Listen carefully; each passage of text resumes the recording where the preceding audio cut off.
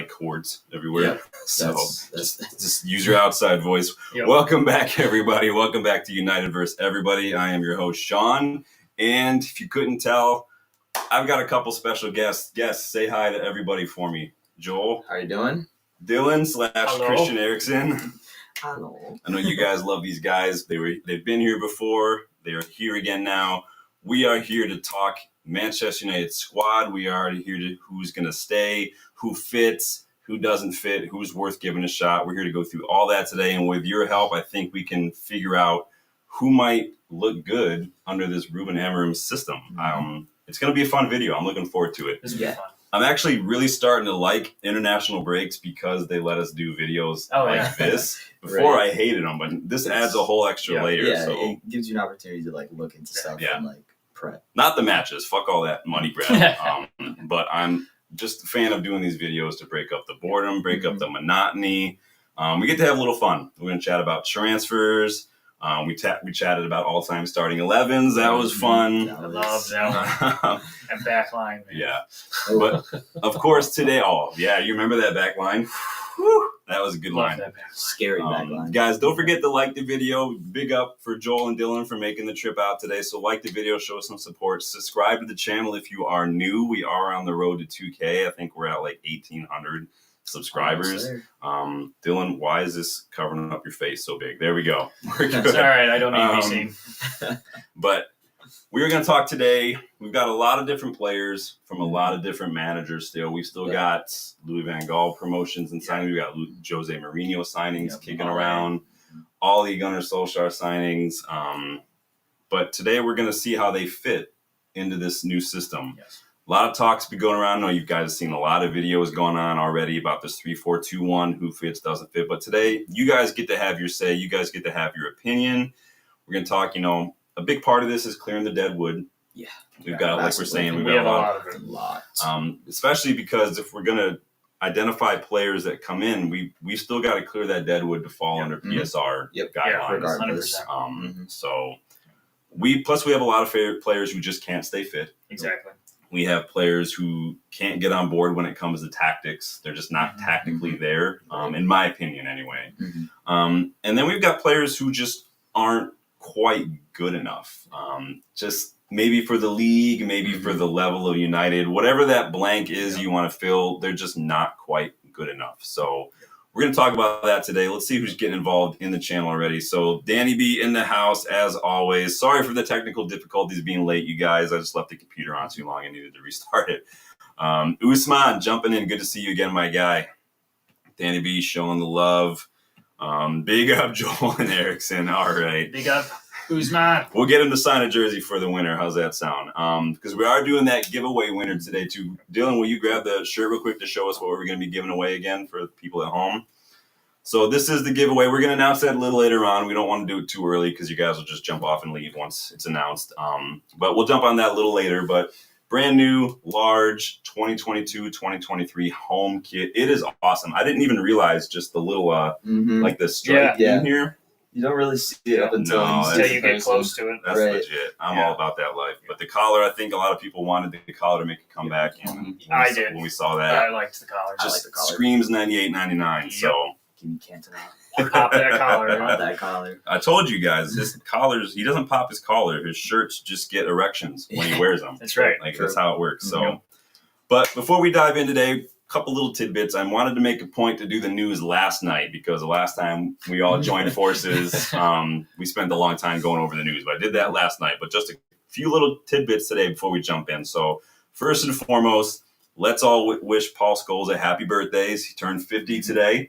Happy birthday, Scholesy. Love you, Scholesy. Scholesy, Satnav, the Ginger Ninja, as I like to call him. As United fans, though, we just call him Legend. Yep. We call him the GOAT when it comes to midfielders. You all voted for him as part of our midfield for their all-time 11 the last time these two gentlemen were here. So big up, Paul Scholes. Happy birthday. We may never see your like again in this league in football, but big up, Scholesy. Happy birthday. So hit that like button if you want to wish Scholesy a happy birthday. Usman getting involved. Scholes is a legend. He is a legend. What else are we going to talk about today? Lyon, Olympic Lyon. Did you guys see this shit? I did. I did. So what So they just have financial It's- irregularities. I just saw the news about That's it. pretty much what I gathered from it. I mean, Yeah. It was over several years. They Right. just have reported losses, and the same thing happened to Bordeaux. Oh, okay. That's Yeah. Bordeaux actually are 2 leagues down Yeah. now because of the financial Yeah. shit. So they've been handed a provisional relegation and a transfer ban due to financial breaches, and they're not allowed to register new Yeah. signings, Mm. which sucks because That's if you remember brutal. from like the early 2000s, Lyon were winning like back to back to back to Like back to everything. back. Yeah. They are a legacy club. Yeah. Yeah, so it'll be interesting to see what happens. I mean, I'm not a Lyon fan. Do what you want, but bring me Rayon fucking Cherki. Yes. If you guys get relegated, we'll take him off your hands. Yes. If you need some wages off the books, That's maybe a Max Kakare if you want to throw him our way as well. Yeah, you guys let me know. take him. Are there any Lyon Take him. players? You guys. I don't really watch the French league. not that much. Yeah. No, I mean, the majority of what I see from French league is literally just highlights and like Yeah. clips, like Yeah. the next day after matches. I don't Yeah. really pay attention It's to just the film PSG like doing that. It's PSG stuff. PSG. Right. It's PSG and friends in that league. So. Yeah. Usman, guys, Ruud is favorite to manage. Yeah, we talked about that a little bit yesterday. That he took that job, so be interesting. Slash is Snake Pit. Welcome back to the channel, bud. Hi everyone. Did I miss? We are just going through a little bit of the intro so far. We are just touching upon the news, talking about Paul Scholes, Lyon potentially facing a relegation and a transfer ban. Slash just started. Yeah, it just started.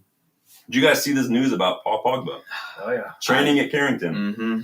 Mm-hmm. Last time we had a free agent train I at know. Carrington, we ended up signing him. I know. Yeah. That's where the issue lies, Yeah. right? Because I have no issue to Pogba training at Carrington. No. By all means, No. go for it, do it. Like, I love Pogba as a player, but it's just not. We gotta. Yeah, no, don't come back. We've cut the cord Respectfully, once please. already. Yeah, let's Twice. not. We've cut the cord Yeah, twice. Yeah, Let's not do Let's it again.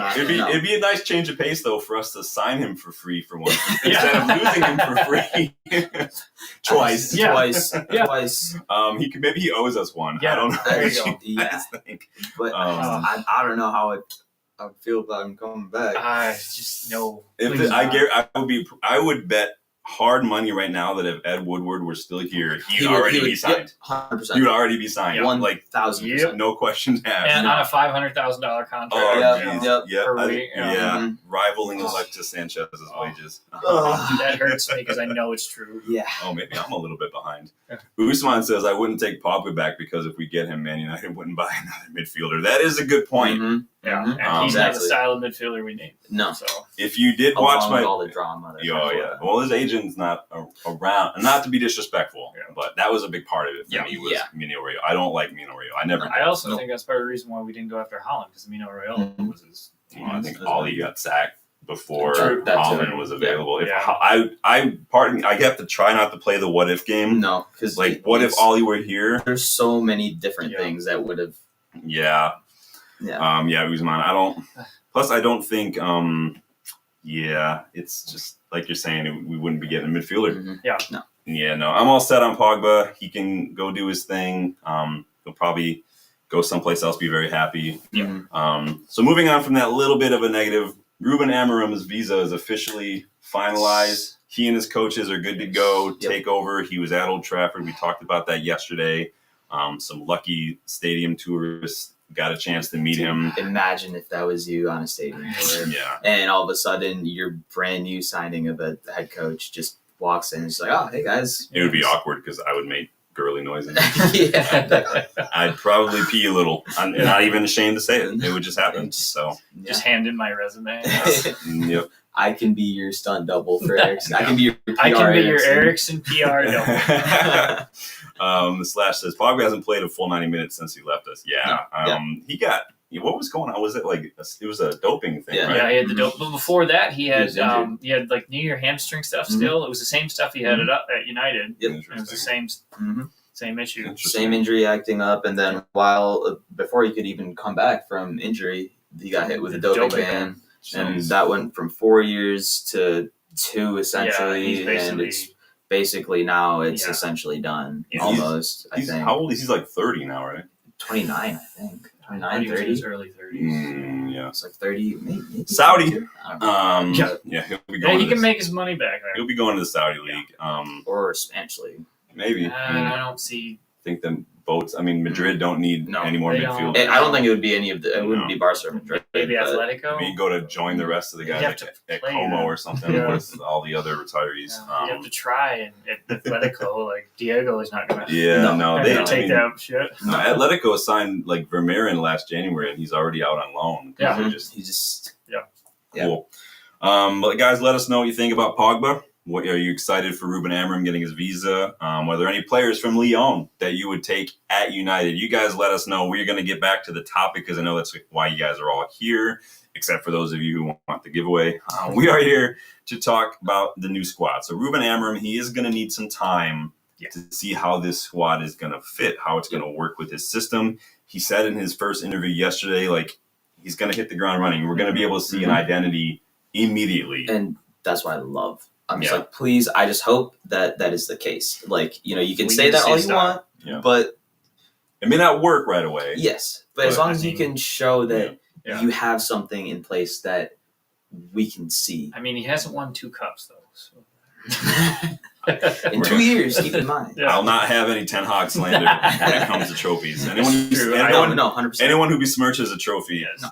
we're gonna have Appreciate Yeah. Eric's efforts We're to gonna get us have those 2 words. cups, Yes. especially the win in the FA Cup. the FA Cup That final. was insane. Not even just the final, but even just the quarterfinal against Yeah. Oh, Liverpool. Probably the best match Oh, of that was last season. awesome. Like 100%. hands And down. FA Cup You quarterfinal. can't beat Oh. that. Danny B and I are like this when it comes to transfers, man. Kakare, Shirky, go get Yes. them. I'll take them both. Yeah. That solves our midfield for the next several years. Kakare's, I think, declined a little bit, but I think that the Lyon in general, and clearly Lyon in general, have been kind of a shit show in the last couple Oh, years. hell yeah. Yeah, they haven't stepped up to what No, they were. no. They've gone through a He- couple managers. They've Yeah. had some struggle. I was just going to say, even a few years ago, they were much stronger. They were Mhm. Yeah. even specifically in continental competition. Yeah. They would still make a decent challenge to PSG like Yeah. for the title. Now it's just Now, yeah. They got some They're good also players, Rams. but Mhm. if those players don't mind the rain and the clouds, Right. we'll gladly have you at United. Mhm. January window's right around the corner. Mhm. Usman, you guys, we need Jokeres from Sporting. We're not getting Jokeres No. from we Sporting, won't guys. be. I think Amber has That's already like- said that he's not going to do that. No. It's, yeah. That's like our wet dream of like Mm. perfect signing to go Mhm. with Hoyland. I Mhm. do like me some Jokeres. I did a scouting report on him 2 years when he was at Coventry. I remember He was that. This guy, he and Chuba Sick. Akpom were just neck and neck Yeah, in the championship. Somebody did like the Athletic or somebody did a video on him, and I was like, let's get this guy. Come on. He's and so he good. went to Sporting. Yeah. But Yeah. I think we have a younger version in Hoyland. I think Yeah. Hoyland Mhm. and I Jokeres agree. are very Mhm. similar. I think Hoyland's Yeah. going to do well in this system. We're going to talk about Okay. that. Well, So Amorim's got some work to do. I would hope, and Danny and you and I have talked about this a couple times, you'd hope that managers coming in, or you'd hope that pretty much any manager will probably be watching some United, and Oh, yeah. especially if you're coming to United and United have approached you. I don't want us to take a whole rest of the season to Mhm. see who fits, who Right. doesn't. You should already kind of know this, and quite frankly, it shouldn't take long no. to see. Plus, there's a part of me that doesn't think a lot of these players deserve a whole rest of the season or even another year past this to convince Anthony. I think we're past a lot of that. I think like we don't need the time, and even Amorim has said, even with the youngsters, like we're not going to use that as an excuse. No. We should know already. Yeah. These players should be ready. Mhm. Mhm. Because you and I we've watched these players every week. Yep. We know who's good. We know who's not good. We know who the bluffers are in the Yep. squad, Yep. who the players are that down tools. But that's why we're here today. This isn't necessarily a keep sell. We kind of all have our. This is a how do they fit in the system? Do they fit in the system? Are some players worth maybe giving some time to see if they can kind of fit in the system? And who just doesn't fit altogether? We might do a keep sell towards the end of the season as we get closer to the summer window because that's when you want to do some of those. But this is just seeing who fits in that 3-4-2-1 filter. What comes out the other side? What do we have to work with? So clear your schedule, get comfortable, put on your underwear. We are going to go through the squad one by one, and we are going to see who fits, who doesn't fit. Usman he still wants what's his face. So we're going to go. Let me see what the best screen is for this. No, that's not good. Wait, we can see Joel. We can see Joel. What do you guys think works? Is that good? You see that? That look like the looks best good. one? All right, let's try to do that one. All right, so let's start with Andre Onana, shall we? Does Andre Onana fit in this squad, in Ruben Amorim's system? Obviously, we just bought him, so it's kind of hard to sell right away, right? But you guys go for it, and I'll give my thoughts after that. I'd say yeah. I think so. Yeah. I mean, I feel like it's hard pressed to think that he wouldn't. Yeah. Like his style of play, the way he is ball playing with his feet, his service outside the box, his passing accuracy, and his not as of recently, which is my only irk with him, but he does still have his moments of creating that super snap fire, like quick counterattack, and just ping a super accurate pass to someone just flying down the wings. I wish he would do it more often. Mm-hmm. Yes. He takes a little too much time on the ball sometimes. Which would be, I mean, I think we should keep him and Binder because just I don't see Binder hasn't had a chance to do anything. We Right, haven't really seen him.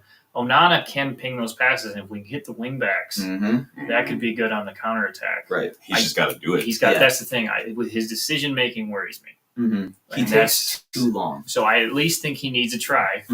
But I don't think he's a perfect fit, but I think he's worth a try and see if he can learn the system, right, and get how Amorim's going to play. So I hear you. I hear you. Just see, like, give him a year, see how it goes. I mean, so if you watch Ruben Amorim's system, the way he'll try to play out from the back, which is what Onana's used to, which is what we're kind of used to under Ten Hag. So there's a little bit of an easy transition. So basically, what's going to happen is those three defenders, two of them are going to split. One's going to go up and join the pivot, and then the keeper's going to come out and basically become part of a back three. He's going to build out from the back with that, and they're going to create passing options, which we've seen Onana already do. That's what he does, basically. And again, we'd like him to do a little quicker. But as far as that aspect of the way Amorim wants to play out, Onana basically fits that to a T. We've seen him improve his shot stopping, in my opinion. This I think he's done a lot better. I agree. 100%. Saved us on some matches. And since that early season last year against Bayern and where he cost us matches, he's kind of locked in. He's Galatasaray. I don't even want to talk about it. I have PTSD. No. So what are you guys saying here? Let me jump back to the chat here. What do you guys got saying here in the chat here? Vidic. Usman says we should keep Onana. He saved us a lot. Slash's Snake Pit says, I like Onana. He's just had so many shots to deal with every game. He has, and I think that there's going to be a bit of growing pains again. There will. Yep, 100%. And I can easily see, because he's leading the Golden Gloves race right now. Yeah, he is. Yeah. which is That's so funny. Can we just think about that for a second? Like, we're forgetting that this man is leading the race currently. I know. And everyone is just tearing him apart like no other, and he doesn't deserve it. But like, it's still, that's kind of wild. That's impressive. Like, I remember when the MEN did that article on him last season when he dropped his car keys, and they took a picture of him dropping his car keys. Like, he dropped these, can't hold anything, and I'm like, fuck off. And it's like, god damn, dude. Like, Danny B says, give him a year and keep VTech. I forgot about VTech. I also did forget about VTech. VTech's one I've been like, I could do a whole video on keepers from our academy that I wish would stay. I can't talk about Matty Kovar for too long because I would get really upset if I talk about Kovar. I like Kovar. We could have saved a lot of money. Like, I love Onana. I have no problem with Onana, but we could have saved a lot of money. Well, sorry. The dude won how many trophies with Leverkusen last season? I know. I wanted to keep Kovar too as our second, but I think he could have started. If we were getting ready to Gea, I think we should have started. Yeah, we should have kept De Gea and put him as a second so that he could take over. And Usman agrees with Danny. So it sounds like what everyone's thinking is maybe Onana worth a try. So I put him in the worth a try slot. That's where I put him. All right, works for me. What about moving on to Delete? These aren't any particular order. They're just the order that I was going through my notes as I sit around throughout the week thinking about the stream. I just take notes. So Delete. Perfect fit, worth a try, doesn't fit. Honestly, I'm gonna say perfect fit. I'm saying perfect. Why? His play style, like the aggressiveness that he has, his ability to recover, although not quite recovery pace, but still recover, and then just his leadership on the field is just. And I've seen it a lot in the last few matches, few weeks. His anticipation is really helping that defense. Really good. And in a back three, especially if he's playing on the right, and for shits and gigs, let's say Maguire's in the middle. Yeah. You need that. Yeah, you're going to need that Yeah. anticipation. So Yeah, De Ligt is actually surprisingly good on the ball. yeah, At least, especially from taking the ball. Like if he wins a ball, if he wins a header, if he's got it on his feet, he's good at just starting the attack, launching from the attack, getting it out. The leadership, obviously, we know the physicality, the danger on set pieces. His aerial prowess. I have that right in there. He's strong in the air, and he's in the correct position. Trying to go for he's that. always in like the perfect like dangerous position, and if the ball is going in his realm of like his sphere being able to get to it, he puts it in. And I did a stat last week on the channel real quick. I believe it was as of last week, De Ligt had a higher XG than Sancho and I think it was like Phil Foden or something, or Modric. It was somebody like that. Somebody let me know. Correct me in the chat. But because of his danger on set pieces, the guy is just really good. So we're saying he's going to be a perfect fit I think for he's this. a perfect fit. Just from what he brings on and off the pitch. All right, I'm going to fit. throw De Ligt up here. You guys, let me know. Let me jump back in the chat, see what everyone's saying. Keep De Ligt for sure, says Slash's Snake Pit. Yep. Keep De Ligt, says Usman. Perfect. Danny B says perfect fit. 100% leadership, great in the air. Yeah, De Ligt's one of those players who I forget still he's young. Yeah, he's like, only, 24? 24, 25. Like, well, and look at the clubs he's played for. He played for Juve, he played for Bayern, and he did fine at Juve. He did all right at Bayern, but Bayern just didn't fit him. And I think he's just looking at how he's playing right now. It's like he's locking in. Yeah, he looks more like he did at Juve. And he's won trophies everywhere he's been. Yeah. It's interesting because, it's always interesting when a new manager comes in because you were signed for the old manager. Right. Obviously, Ten Hag and De Ligt have history. He was his captain at Ajax during their tremendous run. So there's always a little bit of what if when a new manager comes in as a player. I think De Ligt, like you're saying, Dylan, he's like played top clubs, Juve, Bayern. I think that any top club in the world would want De Ligt, would snatch your hand off for De Ligt, personally. He's an amazing player. Just talking about all the grief that United was getting for signing him over the summer, and that's the United bias. Yes, so we make a decision, everybody's got a shit on him. So. I mean, of course, nobody else. I mean, we've talked about that a couple times now when it comes to Ruben Amorim. I did that whole video on the media shifting and sacrificing itself. When he was linked with Liverpool and West Ham, it was like this. These the new best path. As soon as United come in, it's all Liverpool reject. It's a United job, and I'm like, come on, fuck off. It's like, all right, come on. All right, moving on. Unless you guys have any final thoughts on De Ligt. Is that a no-brainer for everybody? You guys are right here with us? All right. Lisandro Martinez, Licha, our butcher. Keep him. Obviously not performing as well as he did his first season. Especially early this season, I have criticized Licha for being a little sloppy, overzealous with his challenges. Caught way high up the pitch, too far off, too far frequently, just trying to make these challenges, missing the challenges, leaving us exposed. Oddly enough, and maybe this is just maybe he's just settling in this season, but when he's played left back, like he looks good. He looks all right. He does what I want you to do. Just don't try to be fancy. Just get rid of it.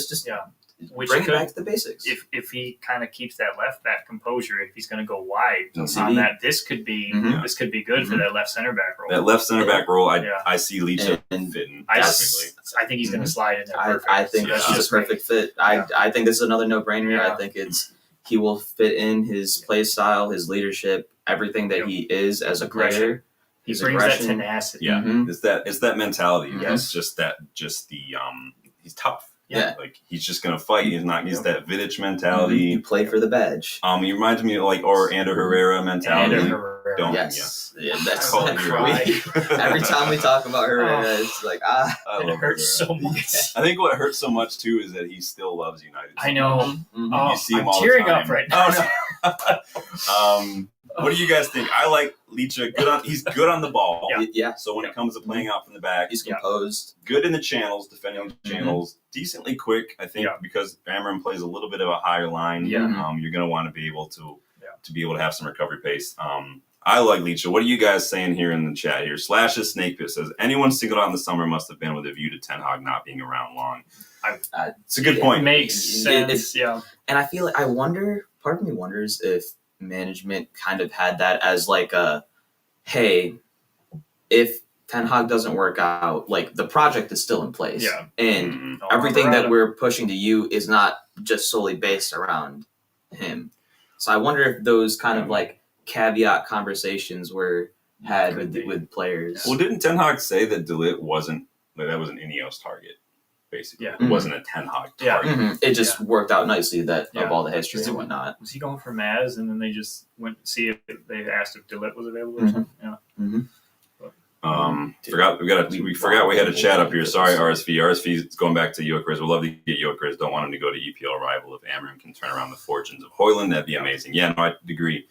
Yeah, my thing is if he's already leaving, then that's a different case, right? Yeah. Like if we're poaching him, I don't think that's going to happen. But if Gyökeres is wanting to come to the Prem, and if he's saying, like, yeah, fuck it, I want to go to the Prem, then why the hell not? Part of me is like, I just want to stick it with Højlund. I agree. I mean, well, as we progress through this, I'll say my take on that. Yeah. But for me, 9 is not a priority. No. Considering that we have to sell to buy, and we have other priorities, I think that 9 for me is not. I agree. We have Obi Martin doing the dirty in the academy. We just bought 2 strikers in the last 2 years. I think we're good. Don't worry, Joe Hugel's still out on loan. Joe Hugel's still out on loan. He is. These are facts. Wheatley still kicking around. Wheatley, I think he still could there. be something. I think he could turn into something. Yeah. Maybe as a second, not the main. But He could be a good depth player. Usman says, keep Martinez. He has so much passion. He's good. He can get injured easy. Yeah, That is I an saw issue. that he just pulled out of Argentina. Do we think that's legit, or do we think that's international break flu? I think that's international break flu. I hope it's international break flu. I always want players to come down with international break flu. You guys know I can't stand international break. Well, and here's my thought on it. And I was thinking about this the other day. It's the fucking nation. It's a nation. like I mean, just like all the players pulling out from England. It's like, not the Euros. No, it's not like a major, massive competition. So, like, why would I've said it many, many times. A friendly by any other name is still a fucking friendly. Yeah. Like, that's just, there's a reason the international break is because I worry you're going to break something. I can't stand it. Danny B says, perfect fit for Licha. Slash the Snake Pit says Martinez stays as well. Martinez, he says he can't defend wide areas. Okay. I mean, he has been playing. He's been doing good in the left. He's been doing better. I mean, I think that because he's not a left back and the way he's been defending when he's been playing there is more just like a center back. Like, just fucking boot it. I don't need to bring it down. I don't need to try to play it out. But Martinez is so good on the ball. I've seen him totally just Cruyff turn people in our box. Yeah, like, which is and just nasty work. Like, the dude is so good on the ball. Martinez will be playing left center back, and he's good at defending wide areas. Slash says he'd be less exposed under Amorim's system with the wingbacks in midfield filling in. Exactly. That's the big thing. Exactly. And that's the thing. You get a little extra cushion, whether it's defending a counterattack if you're high. You have a little extra cushion there. And we're going to talk about this a little bit, and we've talked about it a couple of times. These wingbacks are not wingbacks in an Amorim system. They're wingers who have stamina, who can put in a shift defensively. So when we get to Rashford, we might talk a little bit about that. But it sounds like everyone's thinking Licha is going to be a perfect fit. Let's put him in the perfect fit category, and we're going to move on. Danny's got a comment on Dalot. What we got here? Well, if you have Dalot playing left back beside you, it's going to be hard defending channels. Dalot on the left hasn't been working. Dalot on the left is... We're getting there. We are getting there, Danny. We all know Danny's thoughts on Dalot. He is not a fan. Let's move on real quick to a player that we haven't seen a whole lot of, but it looks like he could be back soon, and that's Lenny Yoro. Lenny Yoro. What are you guys' thoughts on Lenny? It's hard because we haven't really seen him play a whole lot other than like one preseason match. But the glimpses that we did see are very promising. Yes. And I liked what I saw. Coupling with the fact that Amorim has just come out and straight up said that he's really looking forward to working with Yoro, and he's really excited to be able to coach and play Yoro. And he's young. He's 18. He's young. He's 18. He showed glimpses already of how good he can be. That's going to be everything. So I think I don't know. I wouldn't say perfect fit, but he's like, because we haven't seen him play. That's the only thing. And the fact that he's young, I mean, Amorim is on those Leo DiCaprio settings where he loves these young players.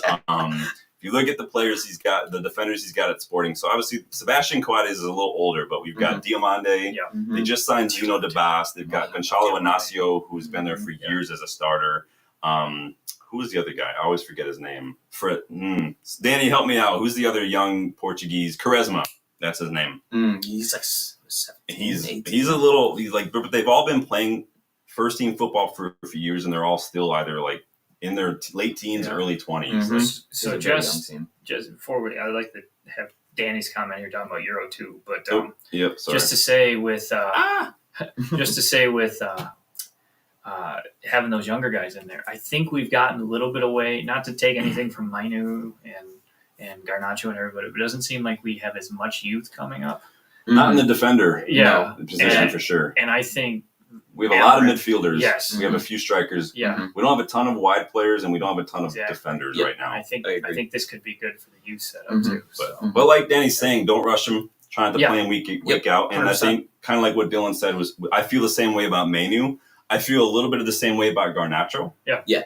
But that's why we did that when we did that video early this week on transfer targets. Center back was one of my issues because we have 3 center backs who might be leaving in the summer, which leaves us with only 3. Right. So we might at least 2. I can't imagine all 3 are going to be leaving personally. No. I can't imagine the scenario where that happens, especially for free. I think it'll be 2. Let's just buy back Willie. We got the clause. Go get Twanzebe. I really wanted him to work out. Yeah, he had that good game. That one night in Paris, right? We wish we all. But Danny B, no, you're absolutely right. Slash the Snake, but says Euro fits perfectly on the right side of defense. I think Euro is. I think we will be seeing a lot more of Euro. Oh yeah, 100%. 100%. I think he'll be touted to be the main defensive pillar. Oh yeah. I think that if you watched any of him when he was in the French league, he's very calm. He's very composed on the ball. He's like a defensive version of Kobe. Yeah, and he's good with his anticipation, so he could work really well with De Ligt. If De Ligt plays the center, Euro can be on the right, and they can have that. If Leach wants to play up a little higher, be aggressive. That's one of my notes. Is he reads the game very, very, very well. He covers when he needs to. He pushes up when he needs to. His positioning is superb for a teenager, which is insane. The fact that he's only 18 and already has that level of positioning and spatial awareness is very good on the ball. So he's going to be good at creating space for himself, especially when we're trying to build out from the back. I think we've seen that he can do that. Danny B says Kukoni left side center back in the 18s, but he's still only 16. Won't see him first team until next year. He'll be one for the future, 100%. No, we've got a lot of young players. I like the academy is doing the dirty. Guys like Fletcher, Obi Martin, Kone, who just got injured, but Kone is looking really good. And then Collier, Amas. I read that. I like Aston Villa are maybe interested in Amas. I've heard about that. Wants to see how he fits. I would be perfect with final alone. Yeah. Like that'd be good. Good with him having the experience. So what do we think in Euro? Perfect fit, worth a try. I mean, we just signed Euro. I think it's perfect. Okay, I'm fine with that because I think he's going to fit the system. We just haven't seen it. So. I think he'll be perfect. No, we were cruising. Do we need to talk about Mazraoui at all? No, he's good. The question is not whether or not Mazraoui is good, and it's just where does he play? I put him as a wingback. You put him in that wide position? I put him as the right wingback. Because if he's played as he played for the 10 in Turkey. I think he can do it. I think he already has the motor. We know that. Yeah. I've seen it. Yeah. I think it's gonna have to be a fight between him and Dallo. And I think Dallo loses. I worry a little bit that because I can see Mazraoui playing as the right sided center back. Okay. He's got the experience. He can read the game. He actually is leading the Premier League in tackles right now. He's got the most tackles in the league. I haven't seen enough of him in the final phase of attack to convince me that I'm he's this attacking like a Frimpong kind of Marcello kind of wingback. I'm not saying he's bad. I'm saying I haven't seen enough of it. Okay. Let me read through my notes here. So honestly, God, he's the best left back and right back in the Premier League right now. Let's be honest. Literally. Yeah. Trent, go eat your heart out. But I can see him playing both those roles, just depending on maybe opposition, depending on squad fitness, depending on rotation. I can see him filling in wide or right center back either. So especially with Maguire out for right now, because I think Maguire will probably go in for the center back, the center back role at the beginning. Anyway, Yeah, Maz has the right one, and Delict in the center can really. I mean, really work as you bring Euro in. Right. I think that's what's going to end up happening is we're going to see Licha, Delit, and then Maz, and then we'll either have Ahmad or Dallo or someone on that wing. Yeah.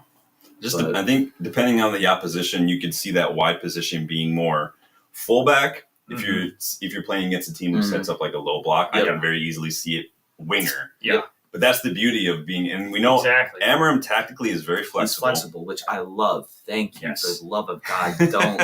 Oh my God. Flexibility. What? We're gonna move on from Ten Hag. Ten Hag's gone. It's a moot point. Danny B says Amorim will love Maz. He can play everywhere, just like Amorim did when he played. Yeah, I think that Amorim, if Mazraoui came in and played number 9, he'd be the best number 9 in the league. If he came in and played number 6, he'd be the best number 6 in the league. He's just a very versatile player, and I love that. I mean, love it. I am absolutely in love with Mazraoui. I've said many times, I think he's been our best signing since Bruno. Probably second best signing of post-Fergie era, in my opinion. Can we also just say how he came back from the heart issue? Early. Dude had heart surgery. Yeah. And it's came back early, and he's fine. it. He's just like, oh yeah, let's just go. He's like, I'm good. Dude had heart surgery and literally has not missed a beat. No. Where Mason Mount gets an elbow on the head and has been gone for like a month. Yeah, it's like what? Luke Shaw pulls a hamstring out for like 3. I don't want to talk. I can't. Luke Shaw does not exist as far as I'm concerned. No, he's been pissing me off. He's the Santa Claus of the Premier League. Sorry for anyone who believes in Santa Claus. I'm sorry if I just killed your whole belief system, but it's not happening. So Mazraoui, we think a perfect fit for the squad. 100%.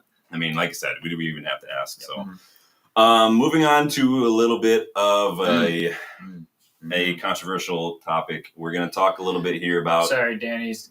Sorry, it took me so long to come back from the heart thing, guys. Took you 6 months, did it, Christian? I did die on the field. I mean, he was dead. Mazraoui wasn't dead. So literally died. Does that make you a zombie? Yeah. Yes, I am a zombie. Yeah. So because of science, he's a zombie. So does this mean since I am a special class, do I get certain extra rights now? Well, it depends on if you sign a contract or not. True. Yeah, Danny B.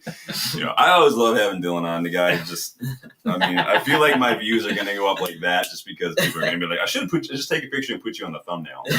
I guarantee just 1,000 views. In real life. That's how you should do it. Just the thumbnail photo pose. We're going to take a full body, full kit photo when you're done. Get I'm just going to put it on there. I'm going to be like, cool. There we go. So Diogo Dallo. So I'm going to say my bit real quick and then let you guys talk. Yeah. So I've seen a lot of United fans, and we've talked about this on the channel, have been asking for Dallo. Like, he's having a bad season. He's still making a lot of the same mistakes he's been making for years. Maybe it's time to move on. He was a Mourinho signing like 6 years ago. Yeah. He was our player of the year last season at the club. He's obviously, I've said many times, he's not been doing well. We're going to get to the keep sell stuff later on in the season, but the question is not keep sell, is does he fit the system? So I don't think Dallo's defensive work has improved enough to play in a back 3. Despite his defending last season. Defending last season was impeccable. His final ball needs a lot of work though too. Yeah. And that's something I've never seen. His final, 2 out of 10 of his crosses are going to be accurate personally. Most of the time they're a souvenir for someone in Rosette. Yep. He's sort of struggled a bit since Mazraoui arrived. I don't know if that's a Martial thing where it's someone comes into my position. Do they not back me? Is he getting into his head? I have a feeling that's what it is. Really, his best attribute is carrying the ball. Yep. Getting it from where he picks it up and moving up the pitch. The hard part is, what do you do when you get it up to that position? Because that final ball is going to mean a lot more than carrying it 20, 30 yards. Yes, you still got to be able to play those balls. So an argument can be made that playing in one of the wider roles means he doesn't have to defend as much, because in that system, it's more about moving the ball up and down the pitch on that wide area. Yep. But for me, moving him on right now wouldn't be a priority for me. I wouldn't be actively seeking a buyer for Dallo. But if someone made a good offer, I'd be like, let's talk. And I'm just looking at Danny B and Slash talking about that, and they're kind of echoing your sentiments there. It's like, I try to sink on that. That's what I was chuckling. Yeah, I just don't see enough of his the final third product, and he's fallen off defensively. Yeah. Which, if you're going to play in the wingback role, you've got to be solid. This is why if you ever go to Bachelor Trafford, get a seat behind one of the goals, because odds are if Dallow's putting it, you're going to go home with a souvenir. Mm-hmm. So yeah. So I'm almost. I'd say try him. I'd say it's worth a with try. the idea worth a try. Of like. If something, like you said, if somebody came in with an offer, then let's see let's get some money back. Danny says can't consistently do the basics properly. His end product is 50-50. Yep. Probably time to cash in. Slash the Snake Bit says Dallow probably isn't the top priority next summer, but he'll be replaced further down the line. Again, wouldn't be my priority. Similar to striker. Yep. We're skint. We have several positions that we've neglected, but also several positions that I think we probably need to strengthen. And not only because we've got guys like Erickson, Casemiro probably leaving, that leaves us 2 midfielders down. We have 3 defenders who might be leaving, that leaves us 3 defenders down. We need to maybe improve the depth a little bit. Yeah. What are your thoughts on Dallow, Joel? Honestly, pretty much echoing what you just said. Like, I think it's worth a try to have him and see what Amorim's able to do with him. If he's able to, make it work, maybe not make it work. But if someone does come along and if we do get good money for him where we're at right now, I don't see why we don't sell him on. And, he's still relatively young, so we could always include bonuses and a clause in there if we really want as like we'll see how he does. But end of the day, it's not a priority to move him on. So just have him be around for another year or two, see what happens, see if he's able to kick into gear with Amorim. And if so, great. That's a perfect depth player.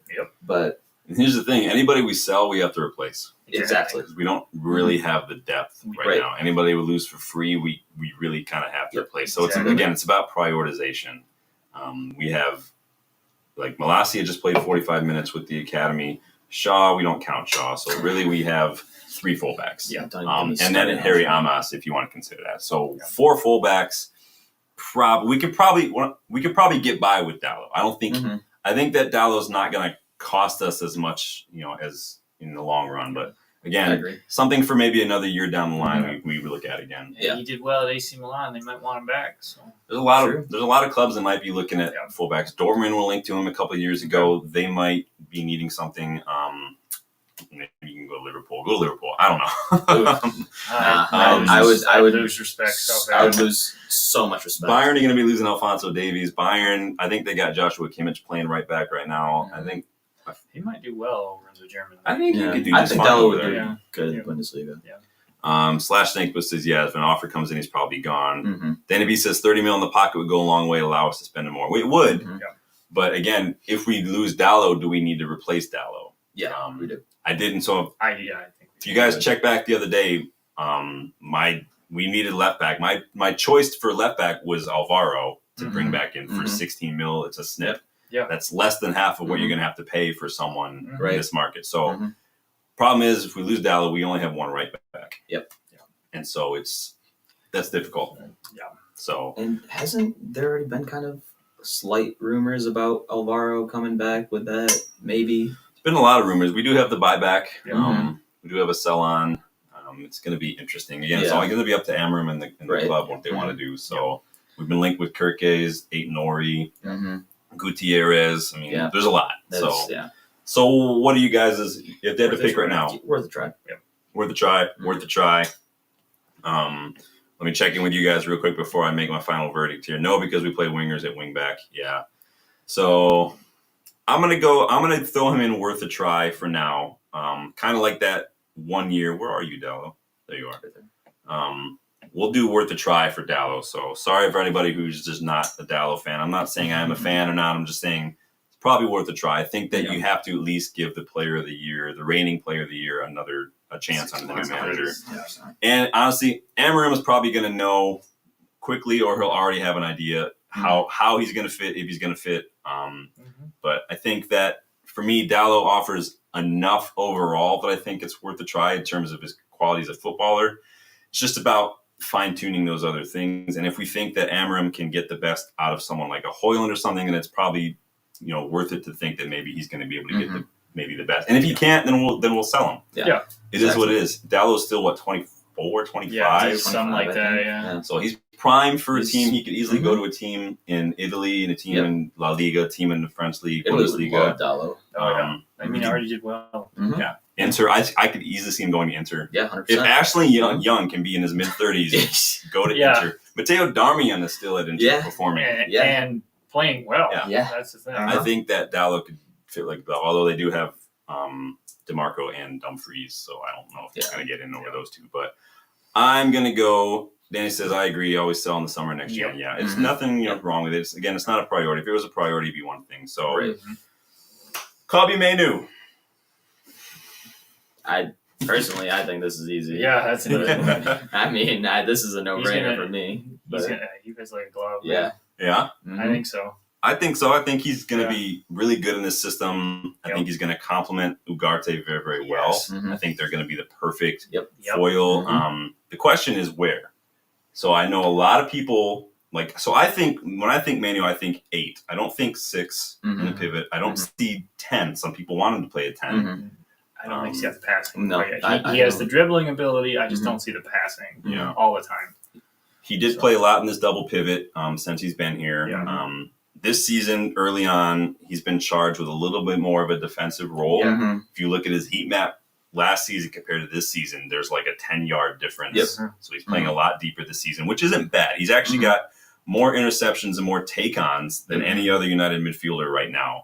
And he's been out for a month. Yeah. So and still holds it's impressive. It's very impressive. So he's becoming like that box-to-box kind of combative, kind of like a Valverde and a Herrera kind of midfielder. I love Kobbie because I love midfielders who can dribble with the ball. Yes. I agree. Move the ball from their half to the opposition half without having to work on pass. Who can do it. Just carry it. Create space for themselves, drop a shoulder. His low center of gravity is going to help him. I think he's an 8, but obviously Amorim doesn't play an 8. He plays the 2. I guess you can call him 6s. I don't know if I'd call him 6s. I'd just call him like 90s 4-4-2 midfielders. Players you can do both. Kind of how I've been picturing it. Generally, Amorim has one midfielder who's a little bit more defensive and one midfielder who's a little bit more attacking. So like Merida at Sporting right now is the one who's a little more creative. Morten Yeoman is the one who's a little bit more defensive-minded. So I think that is going to be – that's why I think he's going to complement. Let me jump in the stream, see what you guys saying here. Danny B says, perfect fit in the 8. Yeah, I think he's going to be fine in that role perfectly. So, I mean, probably one of the easier ones out there. So what are we throwing Kobbie in the perfect fit kind of category? Boom. Starboy. Same thing with his playing partner. Slash Snake says, easy keep, good choices. Yeah, we're cruising. We got a little bit to go. Some of these might be moot in the summer, but that's okay. Moving on. Viva Garnacho. Viva Garnacho. That's what I'm wearing right now. Yeah? Yeah. Danny C. we're sticking with Kobbie for a second. Danny B says he'll play as an 8, but we used to playing out in the first phase. Yeah, I think Kobbie, that's the cool thing about Kobbie. He's so young that we can develop different areas of his game. So if he wants to drop back, start the attack like a Frenkie de Jong, he can do that. If he wants to pick it up off the defense, turn and burn like a Pogba or a Yaya Toure, that could be good too. If he wants to act as that in that final phase, maybe getting up there and picking a pass, I think he can do all of it. It's just figuring out which is his best position. Slash the Snake said he's got the close control to play in and around the box as a pair of 10s or the legs to sit beside Ugarte. I think that he can. That's the beauty. I think in this system it allows for players to play multiple roles. There's room for fluidity. It's kind of a throwback where it's in the last decade or so it's been 6, 8, 10, but I think in this system it's just your midfielder. Bringing it back to like the bare bones of football. Like Scholesy and Nicky Butt were talking about on their podcast. Like we didn't talk about 6s and 8. You just your midfield. Just do it all. Like Kino says, it's your job. You just do it. It's your job. It's your job. So Garnacho. So I love my boy Gar. Yeah. But where I am at with this is he doesn't quite fit the system. Yeah. However, it's really a unique one because you can see the rough potential for him to perfectly fit the system. It's just a couple things in his game and his rashness got to kind of get phased out and tweaked and worked on a little bit. He's only 20. Yep. Exactly. So get there. Remember what you were doing at 20? No, it's fucking not what he's doing. God, I wish. That was 20 years ago for me, so I'm twice as old as Garnacho, so I don't fucking know. I don't see Garney as a wingback. I see him operating behind the striker. Yeah. I think I agree. I just don't see. I mean, he works.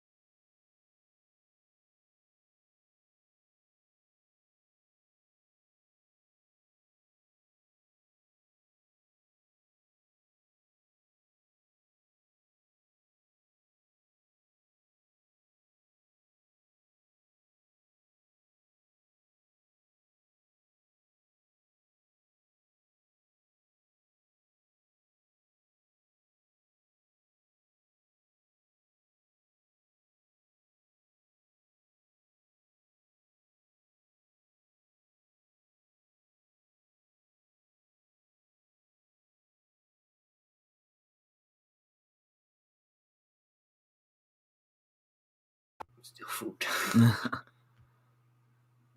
Is that better? Can you guys hear us? Maybe. Let me know if you guys can hear that now. I just plugged in a new microphone. We're going to see how that goes. Yes. Yeah, there we go. Okay. All right, cool. We got Cool. the snowball plugged in. Sorry about that, guys. You guys know that I am not Geek Squad. Most time it's just like I'm going to buy a new one because I don't know how to fucking make it work. So on Garnacho, I've got my thoughts here. So I kind of do see Garnacho playing in one of those wider roles personally, and I'm going to tell you why. So the kid's got energy to burn. Mm-hmm. He's young. You're going to get that from his one. He's very good at picking the ball up in his own half and getting it up the pitch. He's actually in the top 6% for progressive carries per 90 in his position. He puts in a defensive shift. He's actually in the top 15% for interceptions per 90. So for someone so young to be able to read the game so well, to make those interceptions to be in the top 15%, to me, that shows you something. The issue that I have with Garnacho, and this is part of the reason why I might not want him, at least not to start him so high up in that one of those 10 roles, is the kid always wants to shoot. Yeah.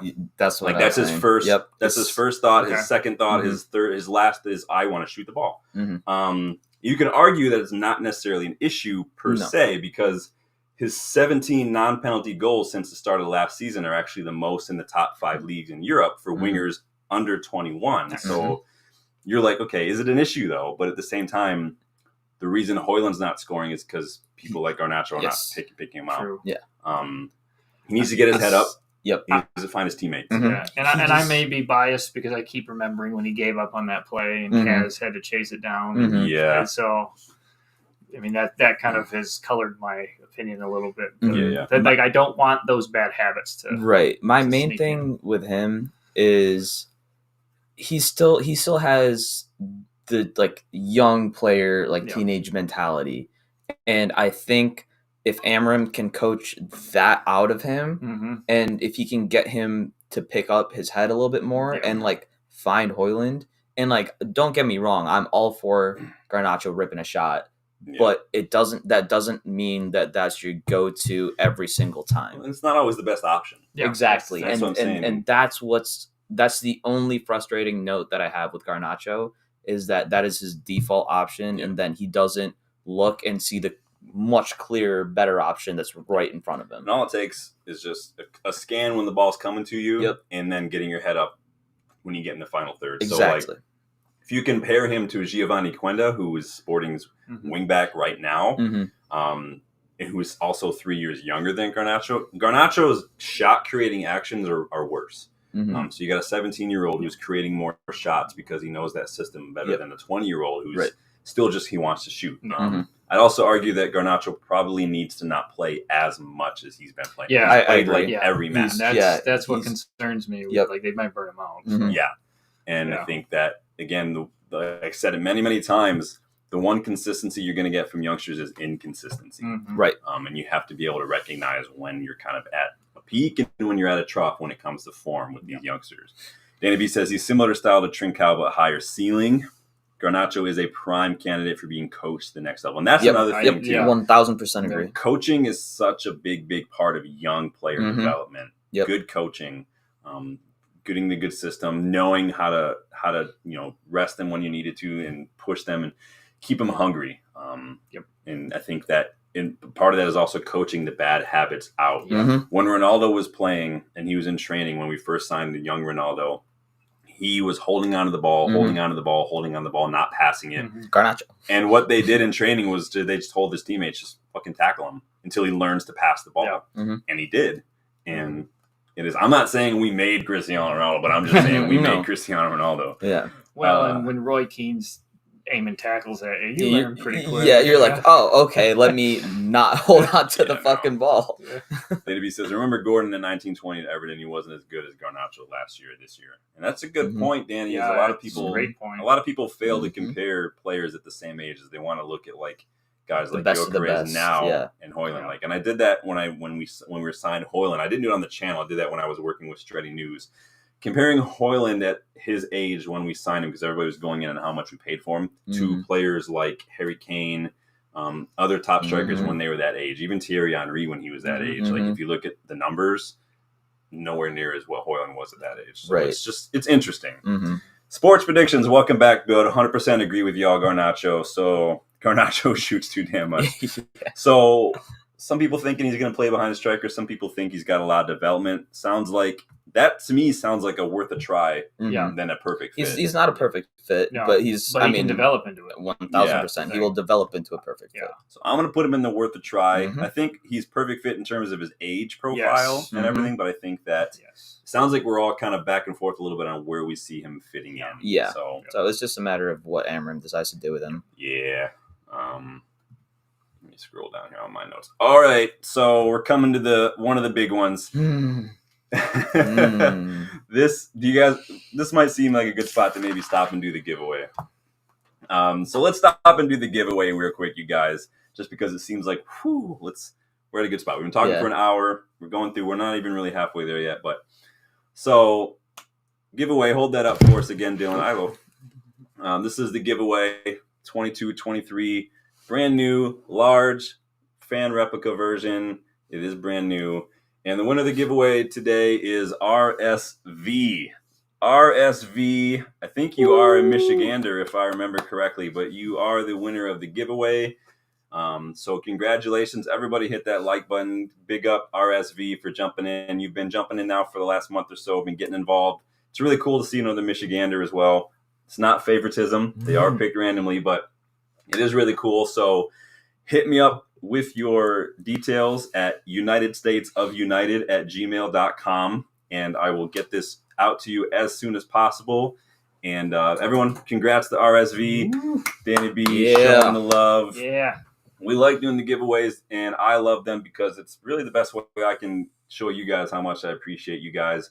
You guys have grown the community. You're getting involved. You're helping the channel grow, and it's the best way I could think to give back to you guys. So big up RSV. But any thoughts on any final thoughts on Garnacho before we say? No, I think that covered Sports everything. prediction says Eric Ten Hag started excellently with Garnacho, but for some reason Eric Ten Hag just forgot to coach. I agree. All right.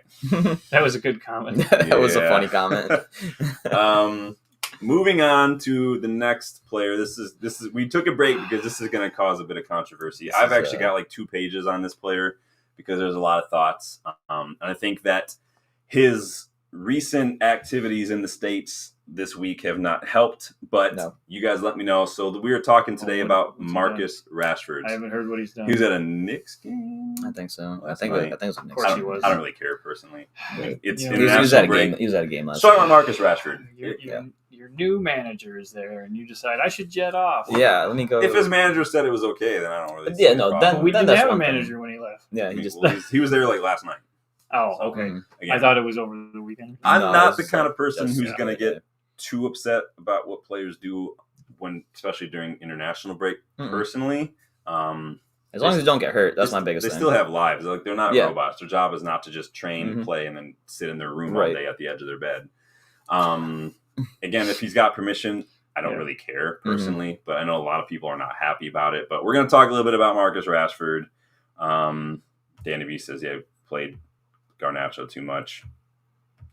Danny B says, probably went to Tyson fight too. Dude has a life too, but still got to go. Yeah. Danny B is not ever hidden his feelings from how he feels about Marcus Rashford. So, and you guys remember I did that video in the summer. This is a make or break season for Marcus Rashford in terms of just his Man United future. Yeah. Mostly because from his perspective, he's at an age now where if he's going to leave, he's got to do it. Yeah, you got to pick. If you're not going to be, if you're not going to adjust your game, if you're not going to want to add some different layers, if you're not going to want to take a break, like a step back from always being this goal scorer to like, then you might have to think about, do I want to do this or do I want to just go to a team that plays the way I play?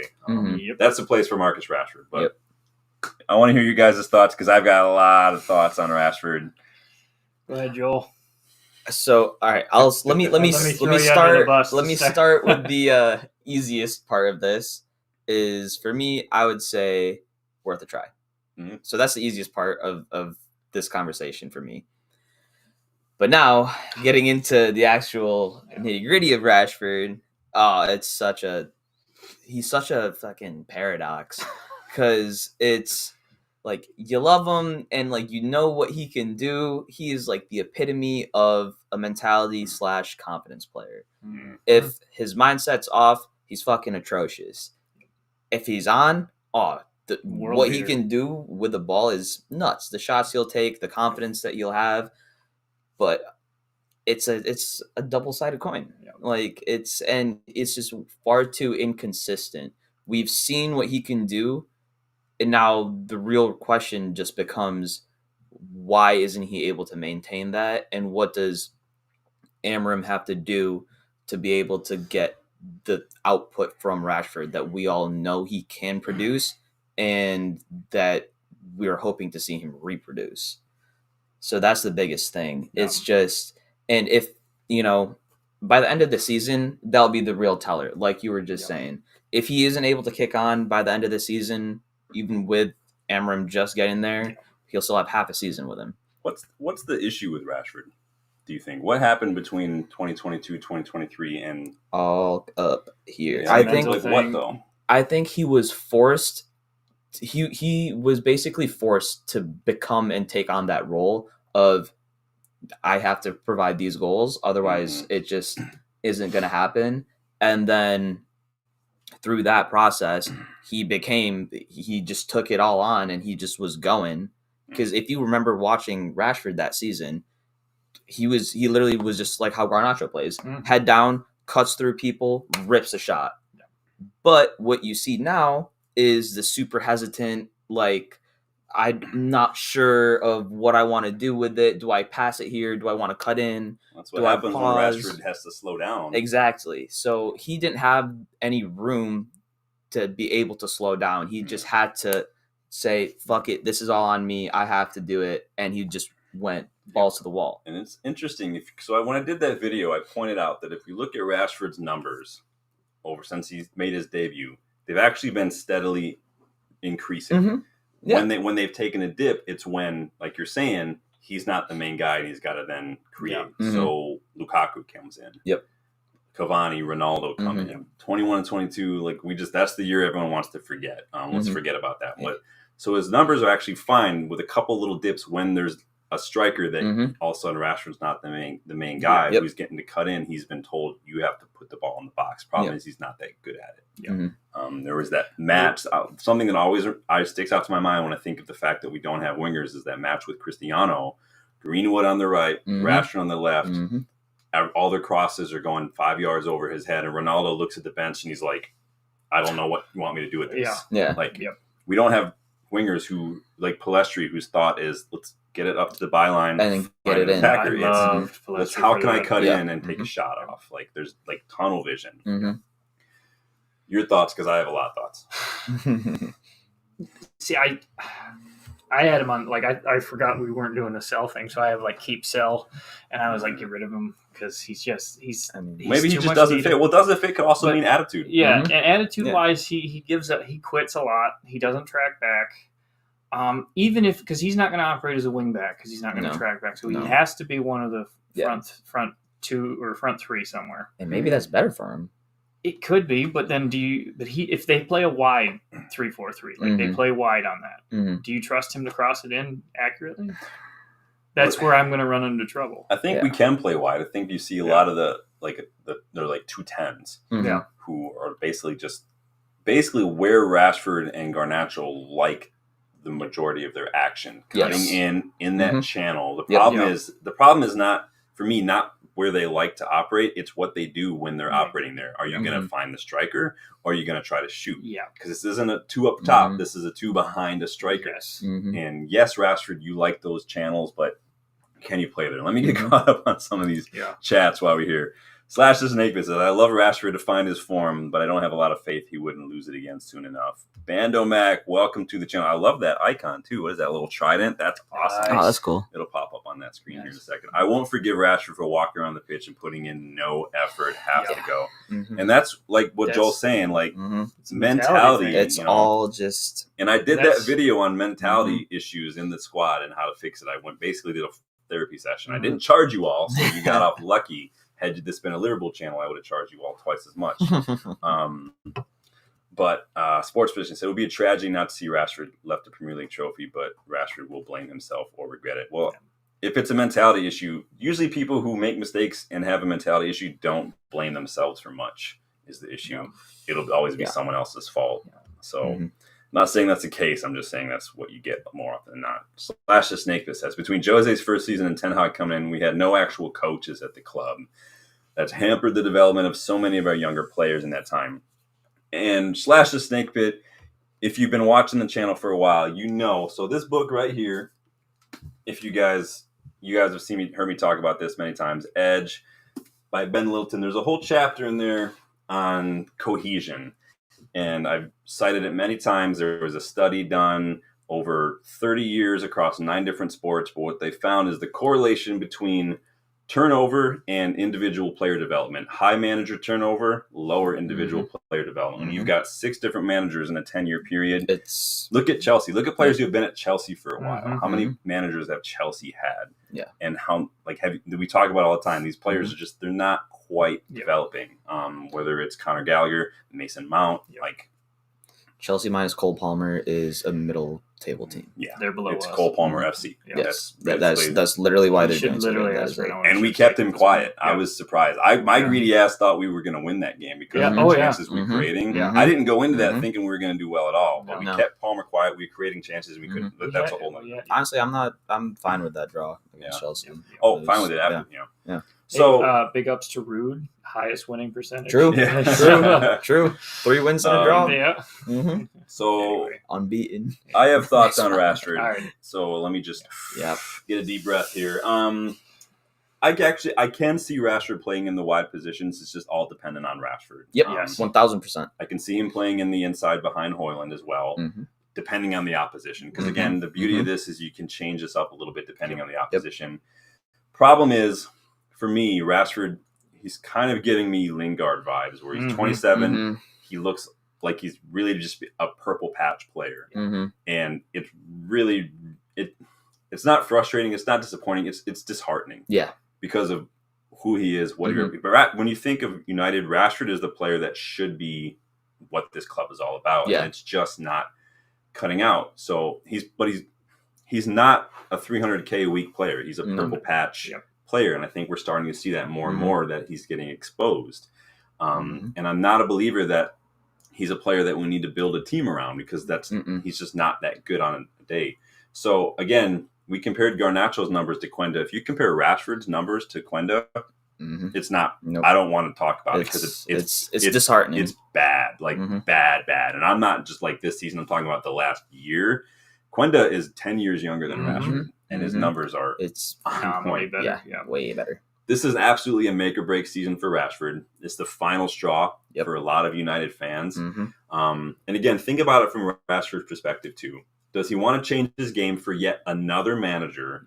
Or would he welcome a move to a club that plays the way he does, or maybe play specifically to his strength, like PSG? He would kill it. We've been calling for him to go there because he'd do great. They want him. They've been interested in him in the past. They're one of the only clubs besides the Saudi League club who can afford his wages. I mean, he's a good age. PSG tend to sign older players when they do make signings. I mean, not older. He's 27. The question is, though... Experience. So the question, and again, for everyone is, do you see Rashford playing in a Ruben Amorim starting 11? I saw it mentioned this week that Amorim could maybe... Dean Jones, I think, said it. He could maybe try him as a 9. Rotation. Not to start, maybe rotation. I don't know. But again, we have 2 strikers in that position already that we bought in recent years. Rashford has also been tried as a 9 by previous managers. Yeah, and he hadn't done well. Not really done well. I guess you can call it mixed success. I think as far as playing as a 9 and scoring number 9 goals, it's two different things. Because when he had his good season, he was scoring a lot of goals from strikers' positions. Yes. In the box, headers from crosses. He was scoring those. So in a pinch, you could rotate him in. But again, where do we see him in this system? Let's see what we got here. Sports Prediction says, life is all about attitude and mindset. And most of these young generations of players' mindset and attitude sucks. That's why there will never be Ronaldo or Messi again. Danny B says, who would buy Rashford and how much realistic will we get for him? PSG. Probably between 60 and 80, depending. PSG is the only club that's in the only club outside of the Saudi League that would be able to do that. I don't even know if any of the top Saudi leagues, because it was not this summer, but the previous summer where they extended their foreign player allotment from 8 to 10. And a lot of I don't follow the Saudi League, so I don't know how many of those clubs have filled that quota, but I'm sure probably a lot of the ones, because again, we say the whole Saudi League, but there's still only like a handful of clubs in that league who are loaded like that. The Al Hilals, the Al Nassrs, those guys. So you might be looking at someone like that.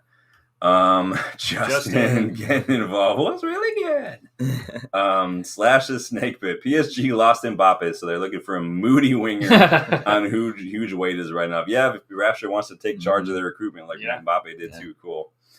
Danny B says, not a chance we're getting 60.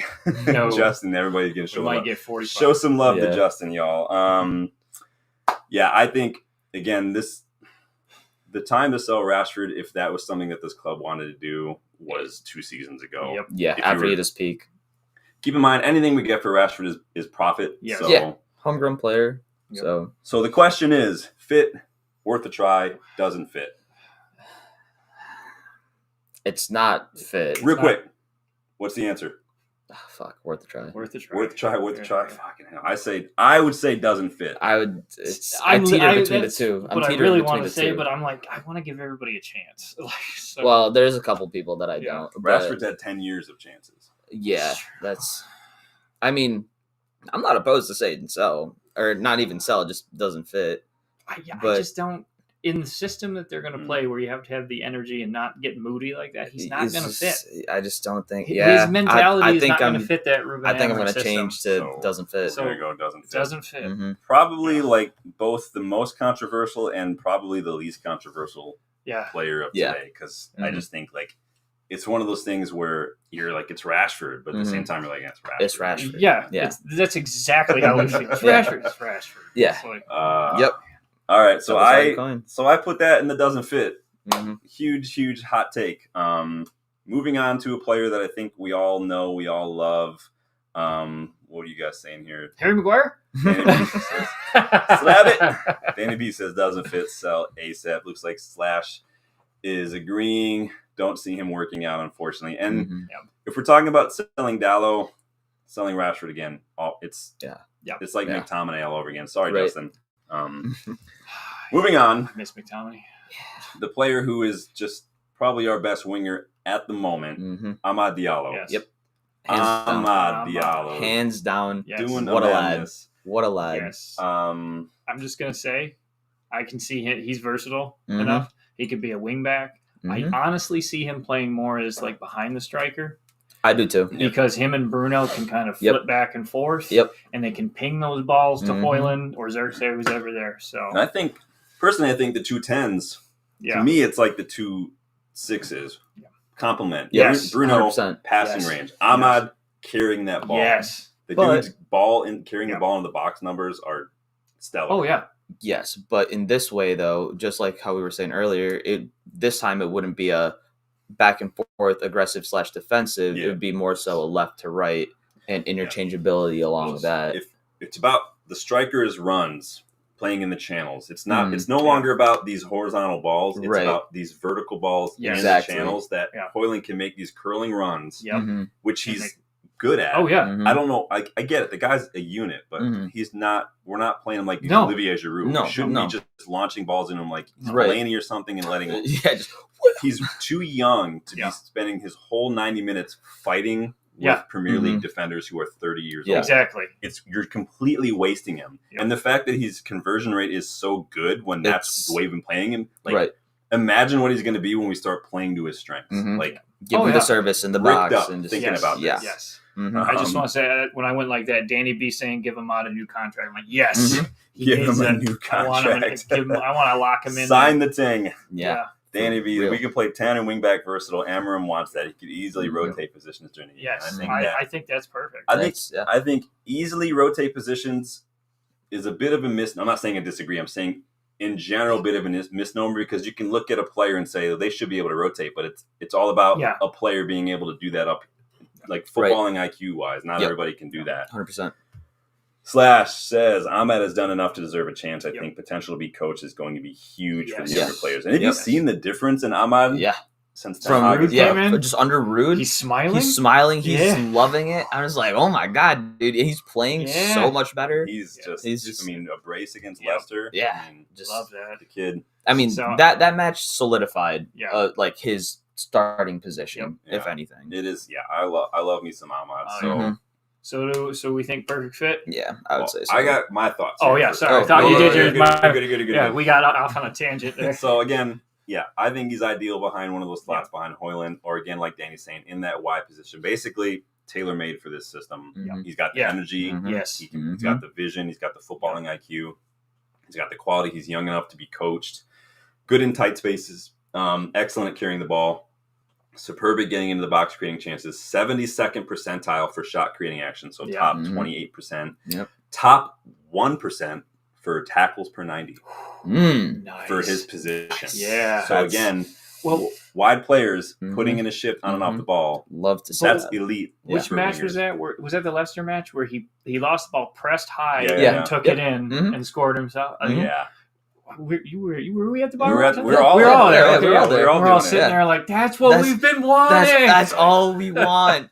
I Thank mean, you. just based on just habit, Yeah. Mhm. when that ball didn't quite make it and it kind of Yeah. lost it, And my he's still first just- instinct was like, well, Yep. Yeah. that's And it. it's like, damn, there And goes then that you're run. What? It's like, Yeah. oh, he's still going. All right. Oh, he Yeah. won it back. Yeah. I will be right Oh, back. he shot. Curled that in? Yeah. No. Now, so how, it's- like Anthony has taken 40-something shots, Yeah. Mhm. one goal, Yeah. Mhm. like exact same position Mhm. as Ahmad did in that. Mhm. Like, Yeah. and this is the thing. That's the frustrating. Like, I've watched a lot of Ajax. You guys know that Anthony was scoring those goals for fun at Ajax. It's Mhm. just something happened mentally that when he came to United that it's just not doing enough. Yeah. Danny B says, keep on Matano. I see him coming to first team training soon. Yeah, we still got Lucille as well. Slash the Snake, but the Academy is looking stacked at the moment, Danny. Yeah, Unreal Slash, best since early 90s, probably better. That's one of the things that I will praise us for in the last 3, 4, 5 years is identifying those young players when they're 15, 16, like Garnacho, like Obi Martin, and bringing them to the club. I really like the way it didn't quite work out for some players like Palestri, unfortunately, but I think we have one of the best rates or conversion rates from academy to first team. Yeah. We've had a player from the academy every year since 40 something. Yep. All right, we're doing perfect fit Yep. for Ahmad. All right. Love it. Bruno.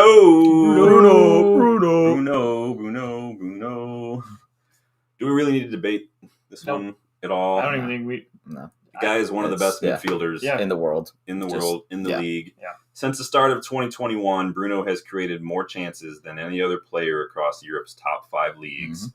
The closest player to him is Kevin De Bruyne, and Kevin De Bruyne has almost 100 fewer. So, which is keep in mind, right? De Bruyne's been there long. He's been there like longer, 5 years longer. Yeah. But also, Bruno doesn't get his flowers nearly enough. No. Like the way that this man gets crucified so much more. And don't get me wrong, every once in a while, it's a worthful criticism. Yeah. But this man is beating out KDB for being there like 4 or 5 years less. Yeah. Like that's insane. And I forget who I was talking to. We were talking about when Ten Hag was still there. I was like, Bruno's he's not firing. He's not looking good. Is the way he plays catching up with him? Like, just because he's all out, balls to the wall the entire time. And then Rude comes in and he looks more like himself. I'm like, okay, it was a mentality thing. It was just play style wasn't meshing. Yeah. So if Amorim can get that Bruno out of him again, which I mean, he used to play at Sporting. Yeah. I mean, granted, this was a season before. Yes. Yeah. I think he'll do fine. Yeah. I could see him in the number 10 role easily, one of those number 10 roles. Yeah.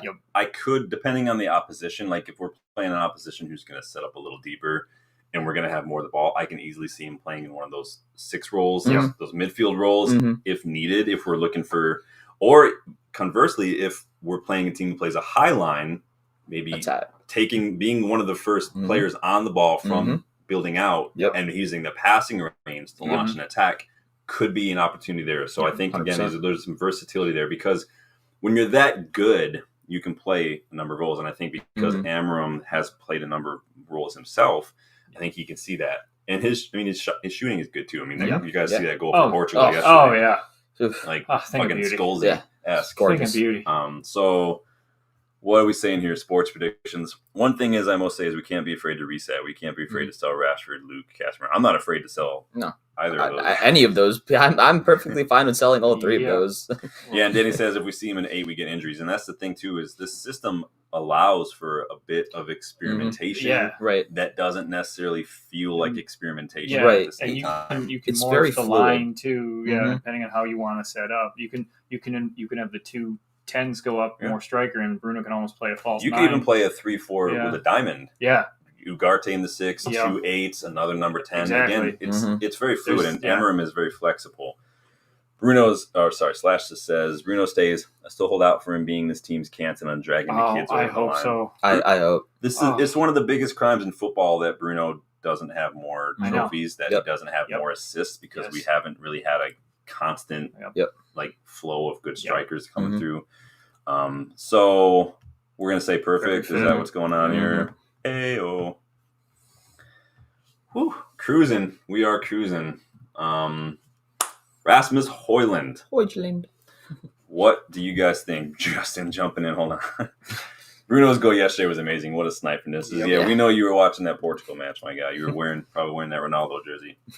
Justin, don't think I didn't see your sneaky comment on the video last night about McTominay. I almost wore my Ronaldo jersey today. I see you. Yeah, any jersey I have that's got a name on it is in a frame. Nice. Except there's a carrot one. I don't have any room. There's no more room for shit. You know what that means? Bigger house. I need to go. All right, I'm jumping on Zillow tomorrow. I need to find if there's a category that has a trophy room on there. We'll do it. These used to be in bigger things, but I was like, I need to downsize these. One of these bookshelves might have to go.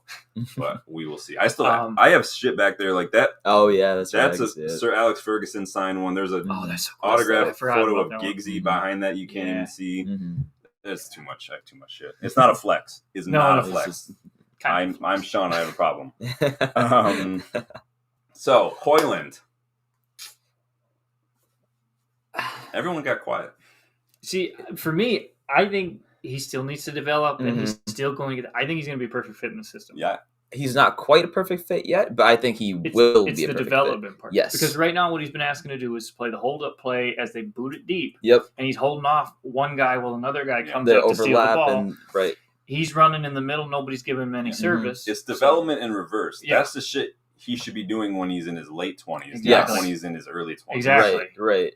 And that pisses me off because we've seen the flashes of Hoyland. We know what he can do. That was that fifth match he was in when we went to Turkey and he got those 2 goals. I was like, Anyway, I think he's going to be a perfect fit for the system. I think Amorim's going to get the best out of him. Yep. I think it's categorically wise, I think we throw him in worth a shot, but like realistically, he will grow into the perfect fit for the system. And there's Slash is saying like deserves a chance, but we got to wait and see. I'm like, I'm good with that. Yep.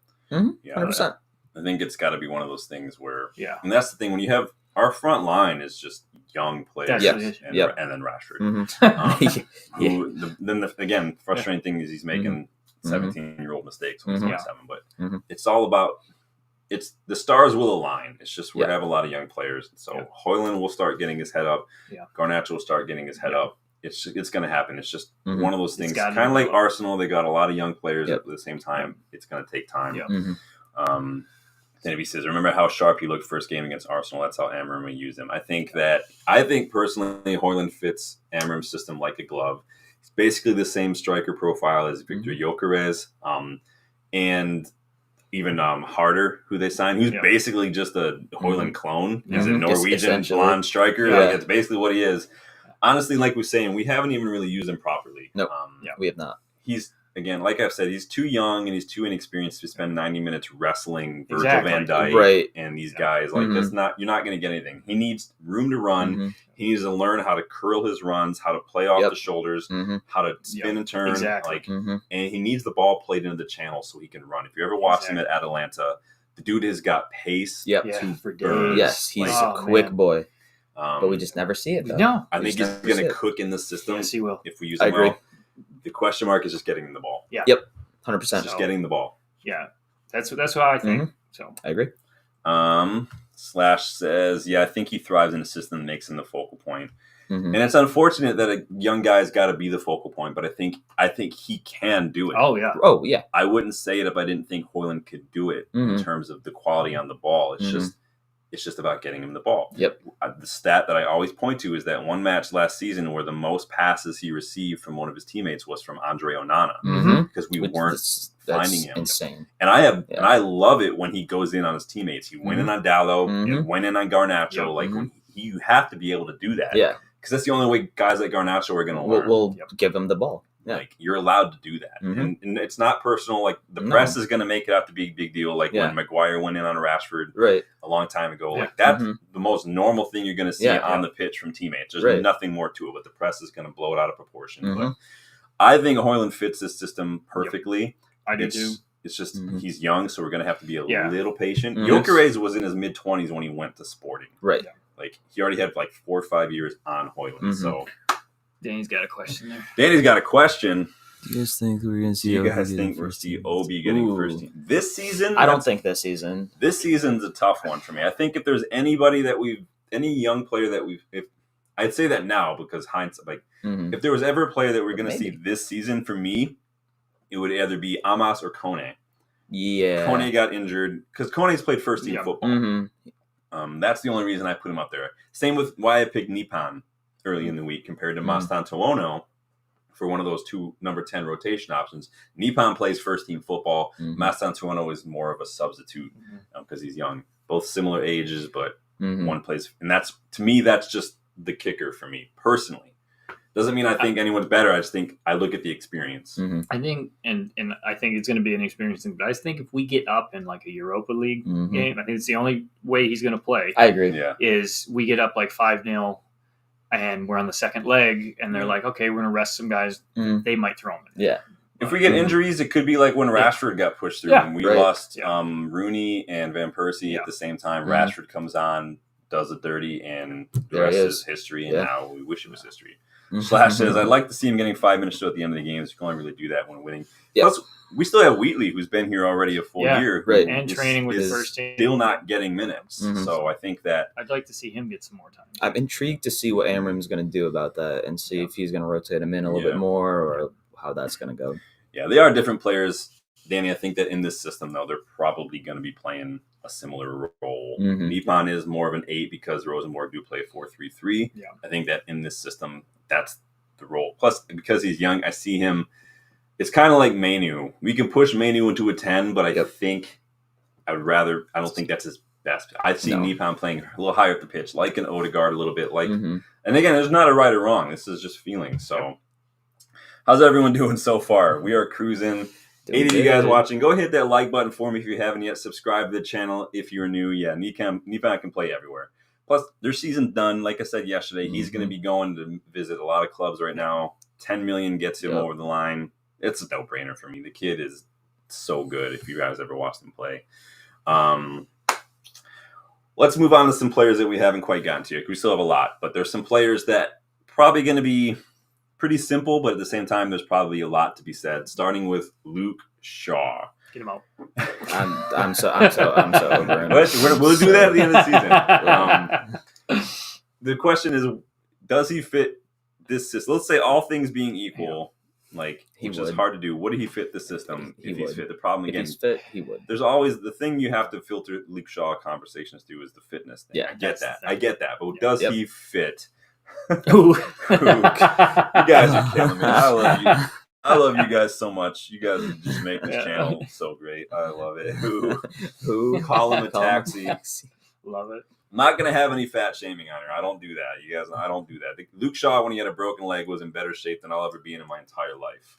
It is what it is.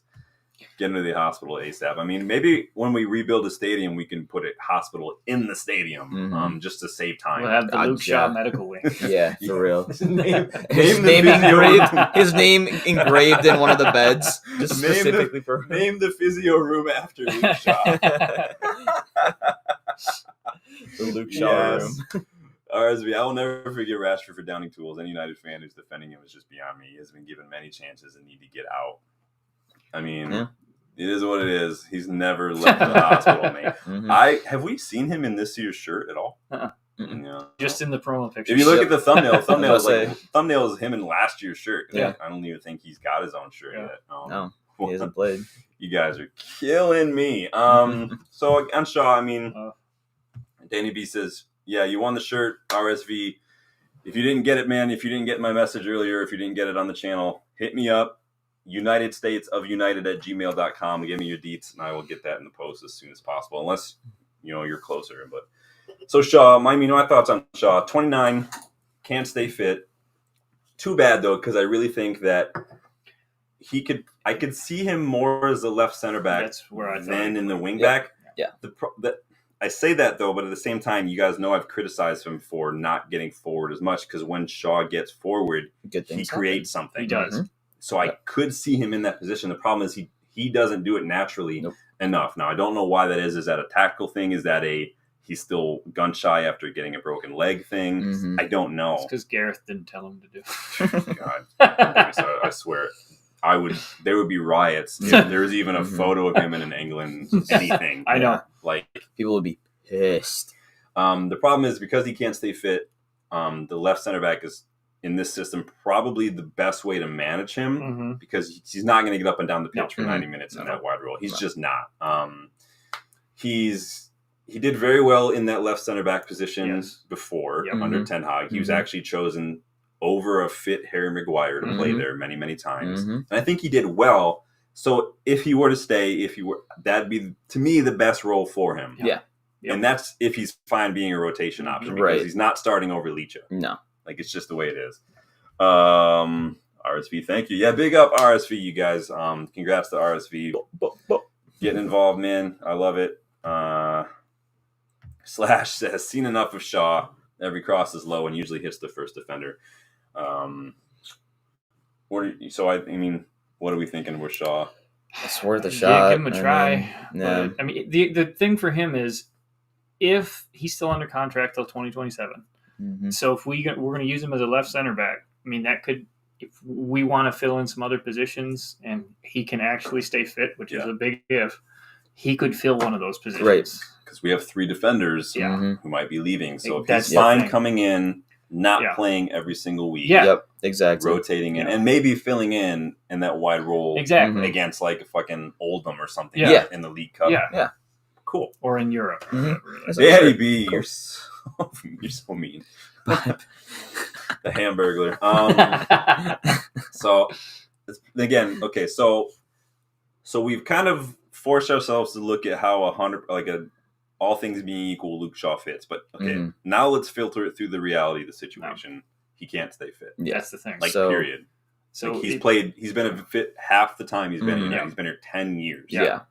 We're talking about testimonial level time here, and he doesn't even have enough games to even consider that. Yeah, and I've said that. Does it count as a testimonial if you played 5 years? Because if he's in the hospital wing, it does. But right. So I'm gonna let you guys decide this one in the chat. You guys decide. Does Luke Shaw fit? Does he not fit? Is he worth a shot?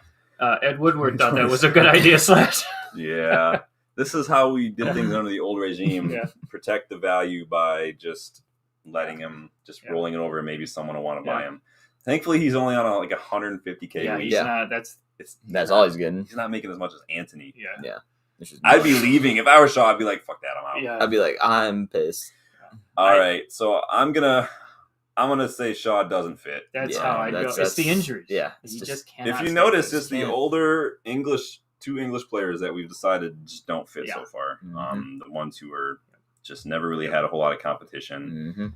Shaw can't be relied upon to stay fit, so he has to go. And I think, again, kind of like we talked about Rashford's mentality being a part of why he doesn't fit, maybe Luke Shaw's fitness is part of why he doesn't fit. Huge. That's huge. Especially for Amorim's team, you need to be fit. You can't. 100. All right, Malacia, can we? I'm going to preface this before we have a deep conversation. I just want to say, can we really give an estimate or an opinion, because the guy's been gone a year and a half? No, not really. I mean, literally had him on unknown quantity. Well, here's the thing with Malacia that a lot of people don't remember. Guy's going to be 26 this season. Yeah. People look at Malacia. He looks like a child. He looks like he's Gary Coleman disease or something. Like, you guy just looks like 8 years old all the time, no matter what. I can't speak because a lot of people think I'm a lot younger than I am. I'm not trying to flex. It's just I still get carded. Like, it's weird, but it's because you have hair. That's why I wear a hat.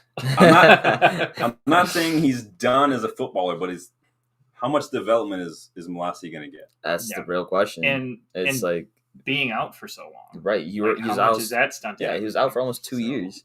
So it's like being out for that long, he's going to have. I mean, Greenwood came out for that long and went to Getafe and did fine. Problem is, for me, from Malacia, even when fit, I just never thought he was good enough. I thought he was a good bench player. I thought he was a good rotation player for sure, but like not against like the high end competition. It was your Oldhams, your right. Like when you're given somebody like a rest game, it's like, all right, Malacia, you're starting. I just don't see him fitting the system either. I don't either. See, I'm not a fan of buying bench players. I'm a fan of buying starters and letting them fight it out. I don't want to. I don't want to. I want to raise the floor. I don't want to, because you're always gonna you do better when the floor is high than when the ceiling's high. Right. And so when we signed Malacia, I know Eric Ten Hag loved Malacia. He was like one of his first signings. I'm just like the first, right? Yep, 15. I just, even when he was fit, I was like, I didn't think that much energy. of him. He's got fight. He's getting stuck in, but I need more than that. I just do. I'm sorry. I'm gonna say I would go with don't. I would go with don't fit. So. I don't see him fitting just because I don't see. I don't know. Again, it's hard because it's like I haven't seen nothing to know what he can do. No, exactly. That's the problem. He's just an enigma. Slash says, I give him a season, but wingback on both sides is going to need upgrades. Oh yeah. So maybe he's worth a try to see maybe if he can fill in. That's the only thing I can think of. Yeah. So right. I mean, he only gets worth a try because we haven't seen him. Yeah, exactly. All right, Malacia, you got lucky, Ty. Yeah. Mason Mount. Mason Mount. This is another one. Sports. That's why I said, man, he's 25. He'll be 26 this year, and so there's a lot. He's not like we got Amas still too. Like we paid what 12 or something for Malacia. 15. Yeah. So not bad by any means, but at the same time, we'll probably not see that money again. No. Mason Mount, in a year and a half ish at United, he's only made 26 appearances, 1 goal. And the nature of Mason Mount's injuries, even and more so at Chelsea, again, this is why our medical team has blood on their hands. The connection between the ankle and the hamstrings are so severe that he's unlikely to shake off these issues anytime soon. You're going to see them get worse. To me, the signing in general was a huge oversight by the medical staff. I think it was a huge mistake. And it's not Mount's fault, of course. No. It's just the facts, the same as Luke Shaw. It is what it is. It's too bad because I do think he could do well in the system. I think, both, I think even behind the striker, also in the pivot, and if need be. Again, it's just another Shaw thing where it's just he can't stay fit. Right. Then he says, give him 6 months. If not staying fit, terminate the contract. Flash says, might work in the 10s or might be injured. Danny B, you talking about Malacia or Mount now? Let me know. What are you guys' thoughts on Mount? This is a big money signing. Number 7 shirt. Yeah. I want to give him the chance because I remember Mount. I remember the Chelsea Mount. Yeah. And I remember how good he was. And I know it's in there, but like the injuries are just... It's not quite as bad as Shaw. But been here long yet. Right, give it time. Right, yeah. It's just the injuries are just. It's I would put him in worth a shot, just so we could hopefully maybe see what we know that he should be able to do. If he can stay healthy, that's a midfielder we don't need to sign. Right. Exactly. It's true, but I just don't believe he's going to stay healthy. That's the thing. I just don't know if he will be able to stay fully fit. Yeah. Mason needs to go, says Sports Predictions. We need to clear out. These players are from the Glazers bankers. He does feel like a Glazer guy. It's a Glazer English guy. He was the last midfield. Let's give him we don't have 7 shirts. Give him the 7 shirt. They bought him to sell that 7 6 months now. Show something. If he's got 6 months, so maybe the worth a try in Mason Mount's case is worth 6 months. That's kind of how I felt. Give him we try to sell him in June. Oh, where are you at, Mace? Of course, we don't know where you're at. More ways than one. All right, we'll give him in the Luke Shaw medical. He's worth a try. Anthony. Nope.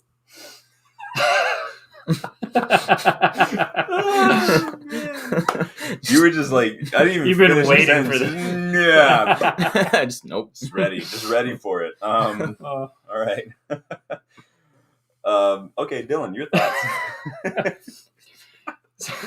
It's all good. The problem is Anthony's going to want to play in one of the striker roles, and he's not going to be able to do that. I can see him playing a wingback if he wants to play as the left side of wingback. I think he could do really well. He's got the legs for it. I will give him that. That's one thing. Temper tantrum when his former manager asked him to do that. Exactly. That's the thing. Like he doesn't have the me. Yeah. Like buddy, come on. And I forget who was out there. Like they were like, just do your job. Just go. He's like, so I'm like, he doesn't have he's got too much Brazilian in him. He's got he doesn't have the mentality. What is it with Brazilians, by the way, where every tackle is a slide tackle? Yeah. I couldn't tell you. They're just so used to the flair. Yeah. Like Brazil is the way that football is played in Brazil is very like flair based. Oh yeah. It's just trick, skills, and flair. It's just add that extra step of exactly. Good. Like I think Ronaldinho every time I think of Brazil. Yeah. Yep. But I don't.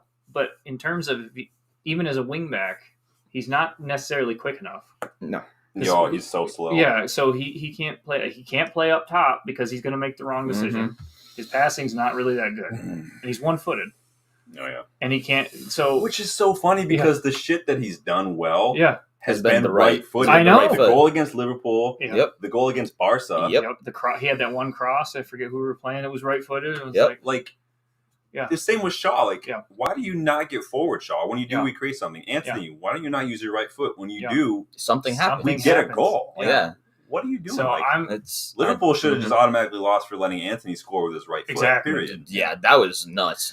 Slash says he tracks back quite well, but what's the point if he's only going to lose the ball? Exactly. That's what I say all the time about players who press. My dog presses the ball in the backyard, but it's about what she does when she gets it. Yeah. Mount Shaw, Rashford, Anthony, etc. We need to see what these groups of players are going to be like without Rashford and Shaw. These guys have been here for too fucking long. I love the next one. Anthony isn't Brazilian. He doesn't have the skill set as one. He's an immigrant from Honduras. No offense. Composed view. Yeah. Kind of a misnomer with the name. So here's the deal with Anthony. If you haven't ever watched Anthony play, I could see him thriving as a wingback, but at the same time, I could see him miserably he's going to fidget at the same time. Exactly. I don't think he wants to play their role. He doesn't. No. But here's the thing. It's almost a free hit for Ruben Amorim. Because here's the thing.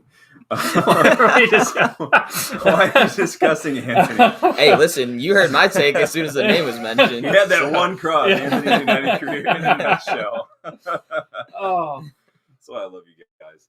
So why are we discussing it? Here's the thing, so he's gonna get their ends this season, and this is why. It's a free hit for Ruben Amorim. Yeah, exactly. Yeah. Either he's gonna try him in different positions and he's gonna be shit and nothing changes. Yeah. Exactly. Or he's gonna surprise you and somehow get us through the season. At the same time though, I've said many times, I gave Anthony that year when he got here. I wanted him to do better the second year. He didn't show me anything. And he didn't. Anthony, for me, doesn't fit. He's not quick enough to play both. He's got the fight to play wingback, but he has the tenacity, but it's not quick enough. And like everyone's saying, he can't do anything when he's on the ball. Yeah, he doesn't fit. And when he is on the ball, he doesn't want to pass. No. So Anthony, for me, does not fit. Sorry, buddy. He can go back to Ajax. It's a loss. We're going to take a hit on him, but he can go back with ETH. Like Danny B says, we're going to take a loss. Send him out on loan. There is some talk about him going out on loan, maybe with that swap deal with that Flamengo player, Laurent, I think his name was, but I'd sell him, but no idea. The problem is with Anthony, he's on $200K a week. Yeah. I have this gut feeling that Anthony's going to run down his contract. Oh, yeah. He's going to be here he's not for free. He's not going to get that money anywhere else. No. Nope. Which I can't blame him. If I had $200K a week, fuck, dude, I'd run that contract down. Yeah, whether I'm playing or not, I'm making $200K a week. I know Tony's always talking about play for the badge. It's like $200K. Yeah, man. That's life-changing money right there. Yeah, it is a lot. It's just, I still have no idea who would be buying yet. Exactly. Again, losing Anthony means that we have three wingers. Yeah. So it's difficult. I'm not saying keep him because of it. I'm just saying that's the reality of the situation. There's a lot of positions where if we lose a player, we have to buy a player. Yeah. So, moving on to we're going to be going like machine gun style here. Rapid fire, a couple players. Starting with one who we just signed, Joshua Zirkzee. He's worth a try. He's worth a try, but that size should say enough. That's we went from nope. Now Joel can't be bothered saying words. He's just going to make noises now. Joel is a series of grunts. Dude, Xerxes is one. Joshua Zirkzee, you're so bad you have made Joel devolve into a caveman. He's one where the only way that I understood this signing was if he was playing right behind Højlund. That was in my mind. That is the only way that the signing ever made sense. But that has never happened. And anytime that he has been on the pitch, he's just been so miserably underwhelming. And it just irritates me. Right now, for me, Zirkzee, it's so many thoughts. I'm struggling to see why we signed him. Mm-hmm. It's clear that he's going to take time. Mm-hmm. I feel like we have to give him time like I gave Anthony time. So it's definitely worth a try. It's worth a try. The worrying thing about me was Zirkzee had that interview. He was like, I'm a 9.5. I'm like, that's not a thing. That's not a thing. That's just indecisive. I get what you're going at with that, but that's just, and it's fine to have that play style, but when you're in this system, you can't be that wishy-washy 9.5. There's instances where you can, sure, but you got to be able to fit, and I just can't really. I don't know. I just want to go back to this comment because it makes me laugh so much. Sorry. Go back. Sorry. Yeah, why are we discussing Anthony? Yeah, man. like Slash says, I keep him, see if Amorim can coach something back into him. If he doesn't work, then keep him, move on. Yep. See, he's not quick. Nope. He's slow. If you watch him at Bologna, very good on the ball. Yes. If you ever watch Benzema when he first joined Real Madrid, Benzema, or like prime Zlatan Ibrahimovic, so good in close control and dribbling for being such a big player. It's just, why haven't we seen that yet? Right. And then the thing is, he's a big player, but he doesn't play like he knows he's a big player. He's not getting stuck in. He's not using his body. He looks very, very timid. Yes. And again, United is the biggest club in the world. Coming to United from Bologna, coming to United from anywhere else is just rough, but it's probably going to be worth a try. We should have kept our interest in Cunha started this. Yeah, Cunha looks really good at Wolves. Lionheart's coming. Lionheart's, welcome great, to the dude. channel. Welcome back, bud. All right, everyone. I just caught the end of the Anthony discussion. You said if he goes, we only have 3 wingers. I would counter that and say if he stays, Lionhearts. I set you up, man. You're right. You're right. I mean, the guy's not getting picked anymore, really. No. I think what the straw that broke the camel's back for me with Ten Hag is picking Anthony over Ahmad against Fenerbahce. Yep. I agree. I think that was the thing. That was poor. So much. And I get it. He was your player. You believe in him. You want him to do. I get that part. But at the same time, the club comes first. And we've seen enough from Anthony. Yep. But Lionhearts, as well as always, man, we love you, bud. Composer, you say, I think ruthlessness is required. Everybody still has the end of the season to perform, if not too bad. Yep. Xerxes, because if Xerxes was signed before Ineos came in, my answer would be different. But because he was an Ineos player, they're gonna stick with him for a little bit and see how it goes. So I'm throwing him in the worth the try category. Well, besides the fact that they wanted Marwan Fellaini back, I just can't quite figure out if they're going to try to have with the 3-4-3 part. Are they going to play him farther, almost like invert that so they have the 2 up top? Well, it usually is 2 behind a striker. Yeah. Well, I mean, no, you have 2 strikers up and you have Bruno in the back and you have 1-2 up top. Could be anything. Bruno could drop to a 6 later on in the match, and Xerxes coming in and play behind a striker. Yeah, I'm just kind of unless they're going to take Højlund on and put Xerxes up there, I don't really see where Højlund's going to fit. Right. Or Xerxes. He was signed as a striker, so we only have 2. So the player should be right. The issue is he's not playing like one, and that's the frustrating. He's part. going to take time, and I have no problem with maybe taking him out. My issue with Xerxes, I get it, he's going to take time. It's big. I've said it many times. Said it to you guys at Low Dice. My issue with Xerxes is what he's done when he's been on the ball. The chances that he's got, he just hasn't put them when away. He's on the ball. And he's had clear cover. I need to see better passing, better control, better. I need to see better what he's doing on the ball. I don't care about taking time. I get all that. What do you do when you're on the ball? And that to me is not good enough right now. Agreed. Sports Prediction says, man, Eric Ten Hag broke my fucking heart. I've supported him with everything, but some of the press conferences left me with PTSD. Yep, 100%. I'm trying to be a bit understanding because it's clear that his English is just not great. No. I think his personality in general, the way he communicates, it's just not. I'm not gonna say it's good or bad because but it's just not what I think is conducive to manager. Yeah. It's different. Like if you're in a different job, I think, and at United especially, if you look at Ruben Amorim in his first interview versus all of Eric Ten Hag's interviews, it's night and day. It's vastly different. And while I don't think one is better or worse, it's just it does carry a lot of weight in terms of comparison. It is what it is. He'd be a bench player, but he needs to show us something. He does need to show me something. When he gets his chances, I need him to do better with these chances. So I need him to shoot more. I need more power in his shot. Yeah. All right. So Christian Eriksen. Sorry, guys. And I mean to go. You, Christian Eriksen. All right. I'm ready to play. What do you need me to do? What do we think, Christian Eriksen? So he's the caveat here is he's out of contract. He gave that interview last month that said nothing's been put on the table. Yep. Could be moot. The question is, if let's say he stays, does he fit in the system? I would love to say yes, but I don't think so. Danny says gone. I think he's going to be going into the season. I think that I just don't see him in the system. I don't either. I think that if you're going to be playing with these wing backs and just the 2 in the midfield, and the midfielders are actually going to have a bit more to do defensively. You need the legs. Christian Eriksen to me has always been a liability when we don't have the ball. And I'm not trying to point out specific moments, but I have to use examples. So FC20, dallied on the ball. Yep. Lost For a it. player it. who has age, his Equalizer. experience, like should the know easy, better than that. the easy play Yeah. there was just to play it back to Onana, and he tried to do too much to it. Mhm. Shades of Pogba. I Mhm. never thought Pogba was good in that position. I think that he's not gonna. And there's a lot of players we could replace him with too, but Mhm. I just don't see Eriksen fitting. No. Compose View says I don't think Ineos keeps Xerxes. If he doesn't perform, I don't see where he plays. Mhm. Problem is Ineos signed Xerxes, Yeah. so they're gonna have to back him for at least the next couple of years, probably. Replace Eriksen with Nippon. You read my mind, Danny. I do like me some Nippon.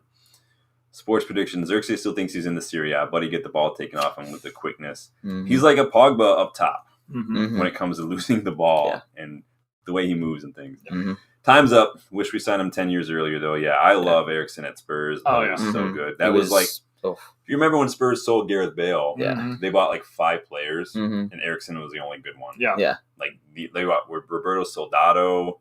Who else did they fucking buy I don't back then? even remember. Eriksen's the only one that I remember sticking out. Yeah. Yeah. Sorry, Lars. Moving on. Keep him for 1 more year. See, he doesn't have a contract Yeah. at the end of the season. But So, my thought would be, if you want some experience in the dressing room, you could sign him like the Johnny Evans rolling 1-year contract. that's what we've been doing. Yeah. Mhm. So he was a free agent when we signed him. Oh, Signed him thought for- we had I him think for we a 3-year Is contract. No, it it's- a 3-year? I thought it was 2. It's 2? I thought it was 2 years. 2-year? new math. Single digit math is hard. It is. So it must have been a 3-year contract yeah. if this is his last season. Yeah. So you're right. So Or did he get Because an he came in with extension? Kaz. Did he get an he extension? came in on it? first season. No, it was His just, first season? I don't know. Oh, yeah. Yeah, he did come in with guys. So does he fit? I don't think so. I don't think he fits. Option to extend, no. But- And then, and again, Lionheart's the issue for me is I don't see how he fits. He Yeah. doesn't have, to me, the legs. He's got passing range, Yeah, but He's that's- got I the can see vision and the passing range. I but can that's see him about it. coming on in like Bruno's position, just like Yeah. to give Bruno a break Mm-hmm. for 15 minutes.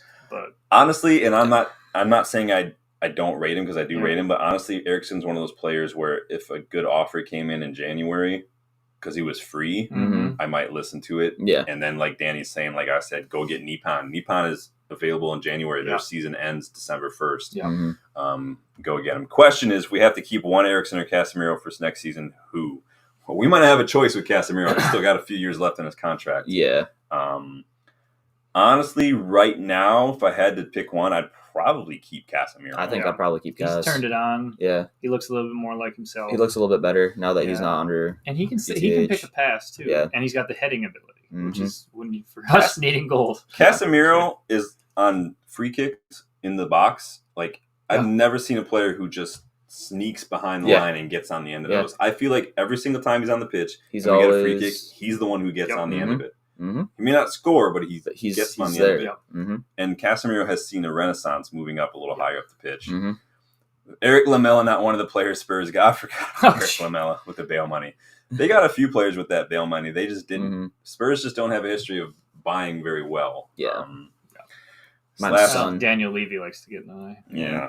Daniel Slash says I keep Casemiro, but it's pretty. I'd probably keep Casemiro. I'd keep Casemiro. Yeah. 'Cause I think to me at their prime, Casemiro is just the better player. But Mm-hmm. It hurts, but I have to leave, guys. Casemiro, sorry.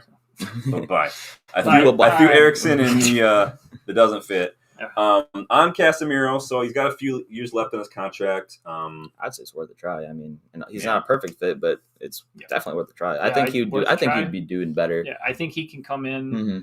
Like he can sub in for Ugarte, he can sub in for Manu, Mhm. And he'd just operate in that. But he's not going to play the whole game No. because he doesn't have the legs anymore. But you can give him, you can take one of those other two guys out and Mhm. give Cass 30 minutes. Yeah. So That's the thing. Mhm. Like as we've seen now, like he doesn't have the legs. No, but he doesn't have to anymore with Right. Ugarte. Right. If he were to play with Ugarte, like he's been doing Yeah. sometimes, Then it would be. it doesn't matter And if he that- has the legs. and that's one of those ones that gets Kobe arrested Mm-hmm. because Exactly. we've been overplaying Yeah. Kobe. Mhm. Yeah, and I think Casemiro, what he brings, I think he can still do it personally. I think so. He's Yeah. a winner. Exactly, Danny. Yeah. He's a winner. Bring experience to the Yep. young dressing room. Yep. Mm-hmm. Yeah, he's worth a shot. Yep. To at least see how he fits. Mm-hmm. Let's go through these 3 defenders who might be leaving here. So Maguire, Lindelof, and Evans. Everyone, you guys, he's not even here anymore, and y'all are just taking shots, man. Just low hanging fruit. Are we really dismissing the FA Cup? I mean, we were miles No. ahead of City in that We were. final. Yeah. Like, we dominated that final. And The players, it was player mentality. It wasn't Yeah. anything that They he came did. out and It they were was they knew that they had to do something there. But Darren two Fletcher. players and the two youngsters that Ten Hag identified and promoted and Mhm. used were the ones who won us that cup too. Yep. Mhm. So I'm just saying we're all right. We got to move on from Mhm. Ten Hag Mhm. eventually. We can't keep taking shots at a guy who's not here anymore. yeah, Maguire, Lindelof, Evans, they're all pretty much out of contract Yeah. and they're older. Yeah. I can't see all three of them leaving though. So No, the question is, who would you keep for this system? If you had to pick maybe like let's say one to keep and two to get rid of Harry. to start, probably Harry. you'd keep Harry. Yeah. Out of Harry. the three, probably Harry. Well, personally, in my heart, I'd keep Johnny. Oh yeah. But- Realistically, But realistically, it would have to Harry, be because he has the experience in Gareth Southgate's system, and he's played the middle, Mhm. and he doesn't have to run as much. No. He can just be laid back Yeah. and just chill, Yeah. and he does fine when he's able to play like Yeah. that. They all have to go all three. Yes. Evans can retire. Maguire and Lindelof can leave, but I have to keep one. So Slash is keeping Lindelof. Lindelof is the youngest out of all of them. He has been coming in. He's not been doing poorly No, Mhm. since he's come back. and I like him as a rotation option. Yeah, He doesn't have it for the league. The No, physicality. he's No. He's not not physical, fast. and he's not Mhm. good with his head. He's not Yeah. good. He's not good in the air. He's not No. strong enough. No, The question is like, he played with Amorim too. he unfortunately, did. Yeah, I Yeah. forgot about that. did he? Lindelof. We played with him. Yeah. Yeah. I was like, hey, he's at Benfica. Yeah. So the question is, okay, if you had to keep all three, or who fits better in this? I feel like I think Johnny Evans is probably the better in this system personally, because I Yeah. don't think because we do play a little higher. Mm-hmm. Mhm. Maguire's a little too slow on the ball when you're Mhm. playing out. Like one of my biggest criticisms of Ten Hag was trying to play out with Maguire. Yeah. Lindelof, not quick, No, can't really Mhm. do it. He might be able to fit in a little better on that right center back role because he has also played fullback a little bit. Yeah. Mhm. So maybe I would choose Lindelof to keep, but the question is, do they fit? Harry, Lindelof, I'll keep. Harry. So sports prediction says Lindelof, I keep. Lindelof's getting the more volumes, but they're all going to be free. Mhm. So Harry all day, get him going. Danny's just swinging that scythe. He's just clearing it like a field of wheat. Axe. Lindelof just got injured though during the sweep. Oh, fuck off! Come on, Really? Lindelof. of course he did. Damn. I read a rumor earlier that Zlatan wants AC Milan to go get Lindelof. Mm. Sweden buddies. Yeah, That'd be That interesting. could work. Mhm. I mean, it's Italian league, so it's I a little mean, different. Yeah, I think he'd do fine in the Yeah, Italian league. yeah. Yeah. Slash says Southgate plays a back five, which is way more defensive. Maguire can't be trusted to defend. Yeah, the high line you can't, and building No, out from the no, back. with a yeah, high yeah, line. you can't. The only thing Lindelof has going for him is his one line march trying to get me He taken won down. that part of life right there. Jesus. Composer, Ten Hag is a very good manager tactically. The FA Cup final and a few other unbelievable wins proves it. He's just not an inspiring one. Yeah. Communication is lacking. I mean, it is what it is. Well, Mhm. he's Give a shit stubborn more too. chances. That's the Evans issue. will retire. Find out Lindelof played with the manager. Yeah, Mhm. that's what Joel was just saying. Actually, they're all out of contract. None of them getting a renewal. So it sounds like it's like I said at the beginning. It could be a moot point. So Mhm. what? I just love Johnny Evans. So I keep him. Mhm. I really want a Since Johnny the- Evans header. How about this? Since Yeah. Johnny Evans is probably going to retire Yeah. anyway, let's just throw him up here. Yeah. Fuck yes, for shits and gigs, and Fuck we'll it. throw Yeah. the other two Yeah. down here to start. How's that seem? Yeah. All right, we're on to our final two. Hold on a second. What are we doing? Eric Ten Hag caused his downfall, his favoritism and stubbornness. Yeah. See, like, Mhm. is it favoritism or is it like these are the players that I wanted, so I want to play them? I mean, it's two sides of the same coin. Realistically, Yeah. but yes, you wanted them, but at a certain point, you can't just keep on going with Yeah. assists or players that aren't working. Like, regardless of how much money, how much you may have wanted them, how much you may have wanted them to work out, if Yeah. the product isn't on the pitch. I guess maybe the problem is just not him maybe sticking with Anthony like too long. Or Yeah. something. Mhm. Like, I think he's stuck with Anthony He too wanted long, Anthony to and work. It was so Yeah. hard. we all did. Mhm. Yeah. I mean, you Yeah. want every player to work Yeah. out. It became very clear even in the first season that you just like, nah, I don't know if this is. Yeah. Same with Sancho though. Yeah. Honestly, Sancho, Sancho, we had great such in the high Bundesliga. hopes. Comes I in, had such in high this- hopes for Sancho. Not every Yeah. player is going to make it in the Premier League. It I'm is what glad it he's is. Chelsea's Yeah. ground We now. saw it with in the Mudryk at Chelsea. Yeah. Like Mhm. he's not gonna do it. Like No. it's just the way it is. I forgot all about Ugarte. What do you guys think about Ugarte? former Amorim player, Oh, I mean, I think he's the definition of fits perfectly. Yeah. energetic, covers the ground, Mhm. physical. Mhm. He did get the winner against Uruguay last night, Mhm. assisted by Facundo Palestri. Facundo! FYI. Danny B says perfect fit. Yeah, I think Ugarte is That's just no brainer. It doesn't seem like it's a no brainer. Do I even need to freaking go through this? Perfect fit. So let me count up 1, 2, 3, 4, 5, 6, 7, 8, 9. We don't even have a starting 11 of perfect fits right now. RSV says he tried to build a system and culture around Rashford and Bruno, which was wrong. Which is so funny because there are two players that directly contradict his style of play. Right. So ever since he made it clear to the press he won't play Ajax brand of football last season, I knew he was not serious. Didn't Amorim say something similar though the other day though? That he's not going to play Sporting. Like he doesn't have. They're not Sporting players. They're United players. Yeah. Which is verbatim, basically what Ten Hag said. Mm-hmm. But I mean, the only difference here with that statement is Amorim said that he's going to start with his style that everyone is thinking of right now, and that what we're making this whole stream about. But what he also threw in that caveat of, yes, this is how I'm starting, but once again, that's not the best formation / that's not what we're going to be going with wholeheartedly moving forward, which, I mean, it makes sense. You have to be able to adapt to the Premier League because it's not going to be the Portuguese league, so you're not going to be able to get away with the same amount of stuff that you are able to do with the system that he plays.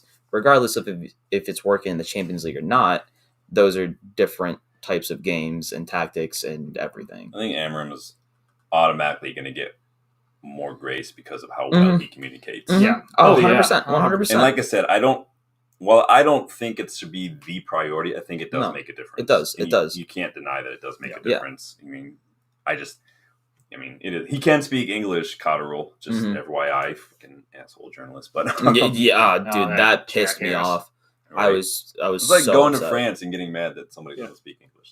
It's like you went to Portugal. Right. What were you thinking? That guy's an idiot. Yeah. I would love for Amorim to only respond to him in Portuguese. That would be so funny. That would be awesome. Because I'm that guy.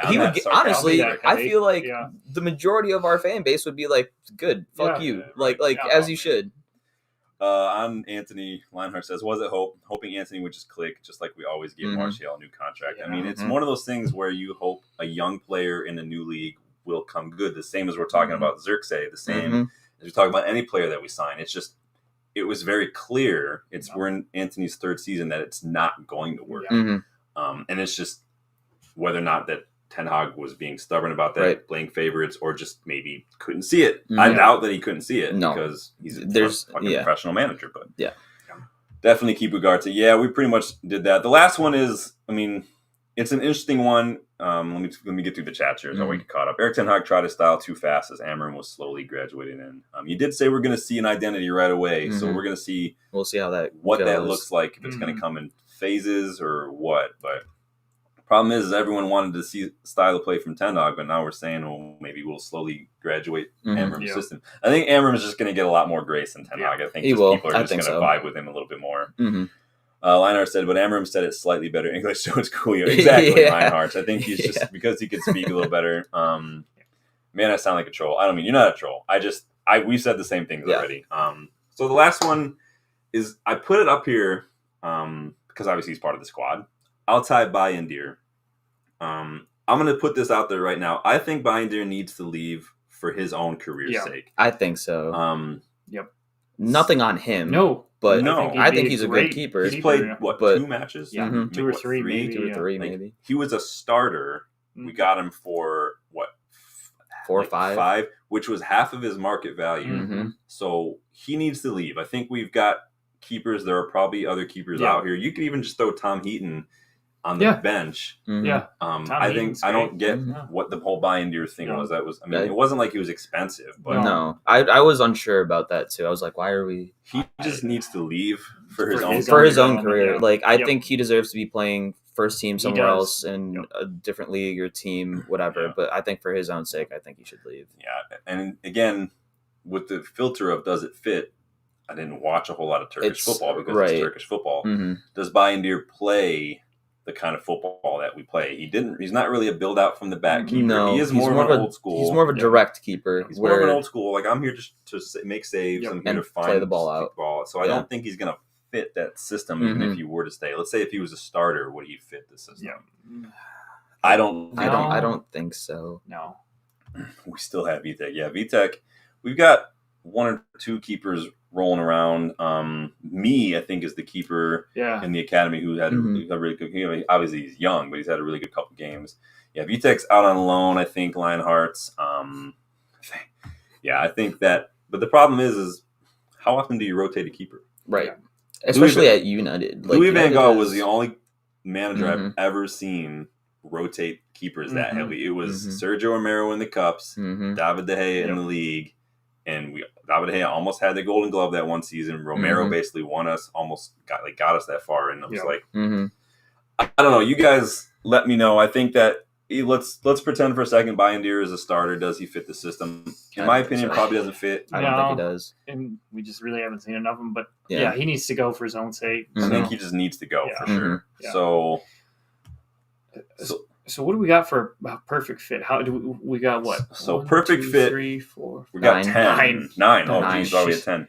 We have 9 players for perfect fit, and then we've got 8 that are worth a shot, and one of those is just for love's sake for Johnny Evans. It's sad. It's a sad day when Johnny Evans and Christian Eriksen have been some of our best players. I know. So let's run through the perfect fit. De Ligt, Licha, Yoro. So our 3 most recent center back signings. Mazraoui, Kobbie Mainoo, Amad Diallo, Bruno Fernandes, Rasmus Højlund, and Emmanuel Ugarte. So we've got 9 players in an 11-player system who I think that obviously all probably could start in this system. Oh, easily, yeah. But let's say you start all these players. There's your 3 center backs. Yep. There's one of the wingers. A midfielder, another midfielder, and then you're missing a spot right now for sure because Ahmad, Bruno could play either way. So we need a wide player. Couple of worth the tries who are kind of on their last leg for a lot of people. Garnacho. How do they want Garnacho getting a worth a try? Because he will eventually fit the system, but right now he doesn't really quite fit it. Yeah, he does seem a little bit, not as generous, I would say. Lionheart agrees on Bayendir. So, and then we've got some big names who are obviously leaving for free. A big signing who hasn't quite fit in Anthony, and 2 English players in their late 20s who have been here in the first team picture for a better part of a decade who probably it's time to probably let them go on and do their thing. I can see Luke Shaw going to Newcastle, West Ham, someplace like that. Rashford, I really only see him going to PSG or the Saudi League, honestly, unless Bayern don't really need another winger. I don't see him going anywhere else, honestly. Maybe Barcelona, but they're not going to. They won't pay that much. They don't have the money to pay that much. They'll have some more levers they'll pull. Maybe Barcelona. Maybe, but it's going to be interesting to see what Lewandowski does. Barcelona switch up their system. Maybe I could see it, but that's an interesting list. What are you guys' thoughts? Anything surprising? Anything? No, I mean honestly, this is pretty much what I was. Yeah, in my head, this is pretty much where I had everyone.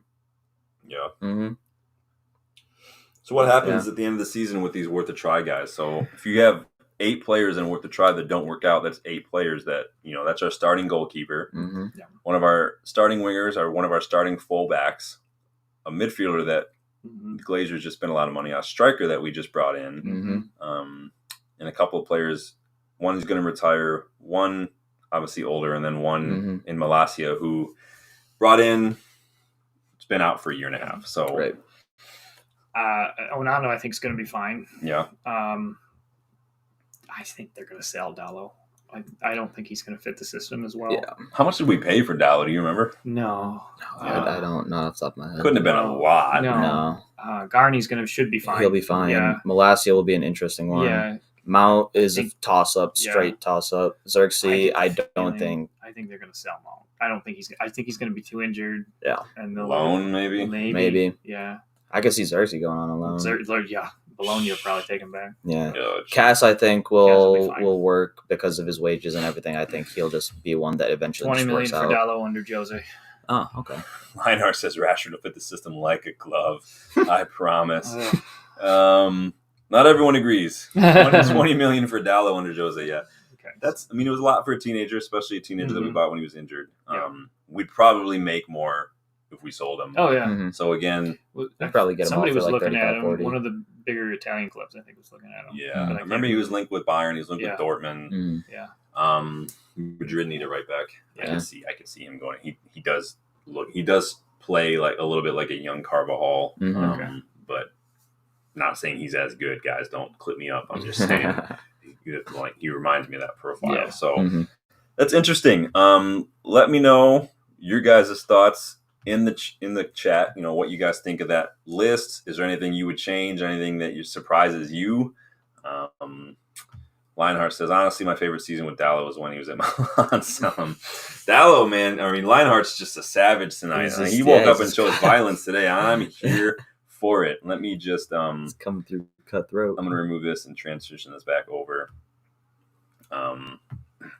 So, closing thoughts on this system. Maybe on the we've talked a lot about the players. What are your thoughts on the new system? What are your thoughts on the new manager? What are your thoughts on the rest of the season moving forward? Have your expectations changed? What do you want to see?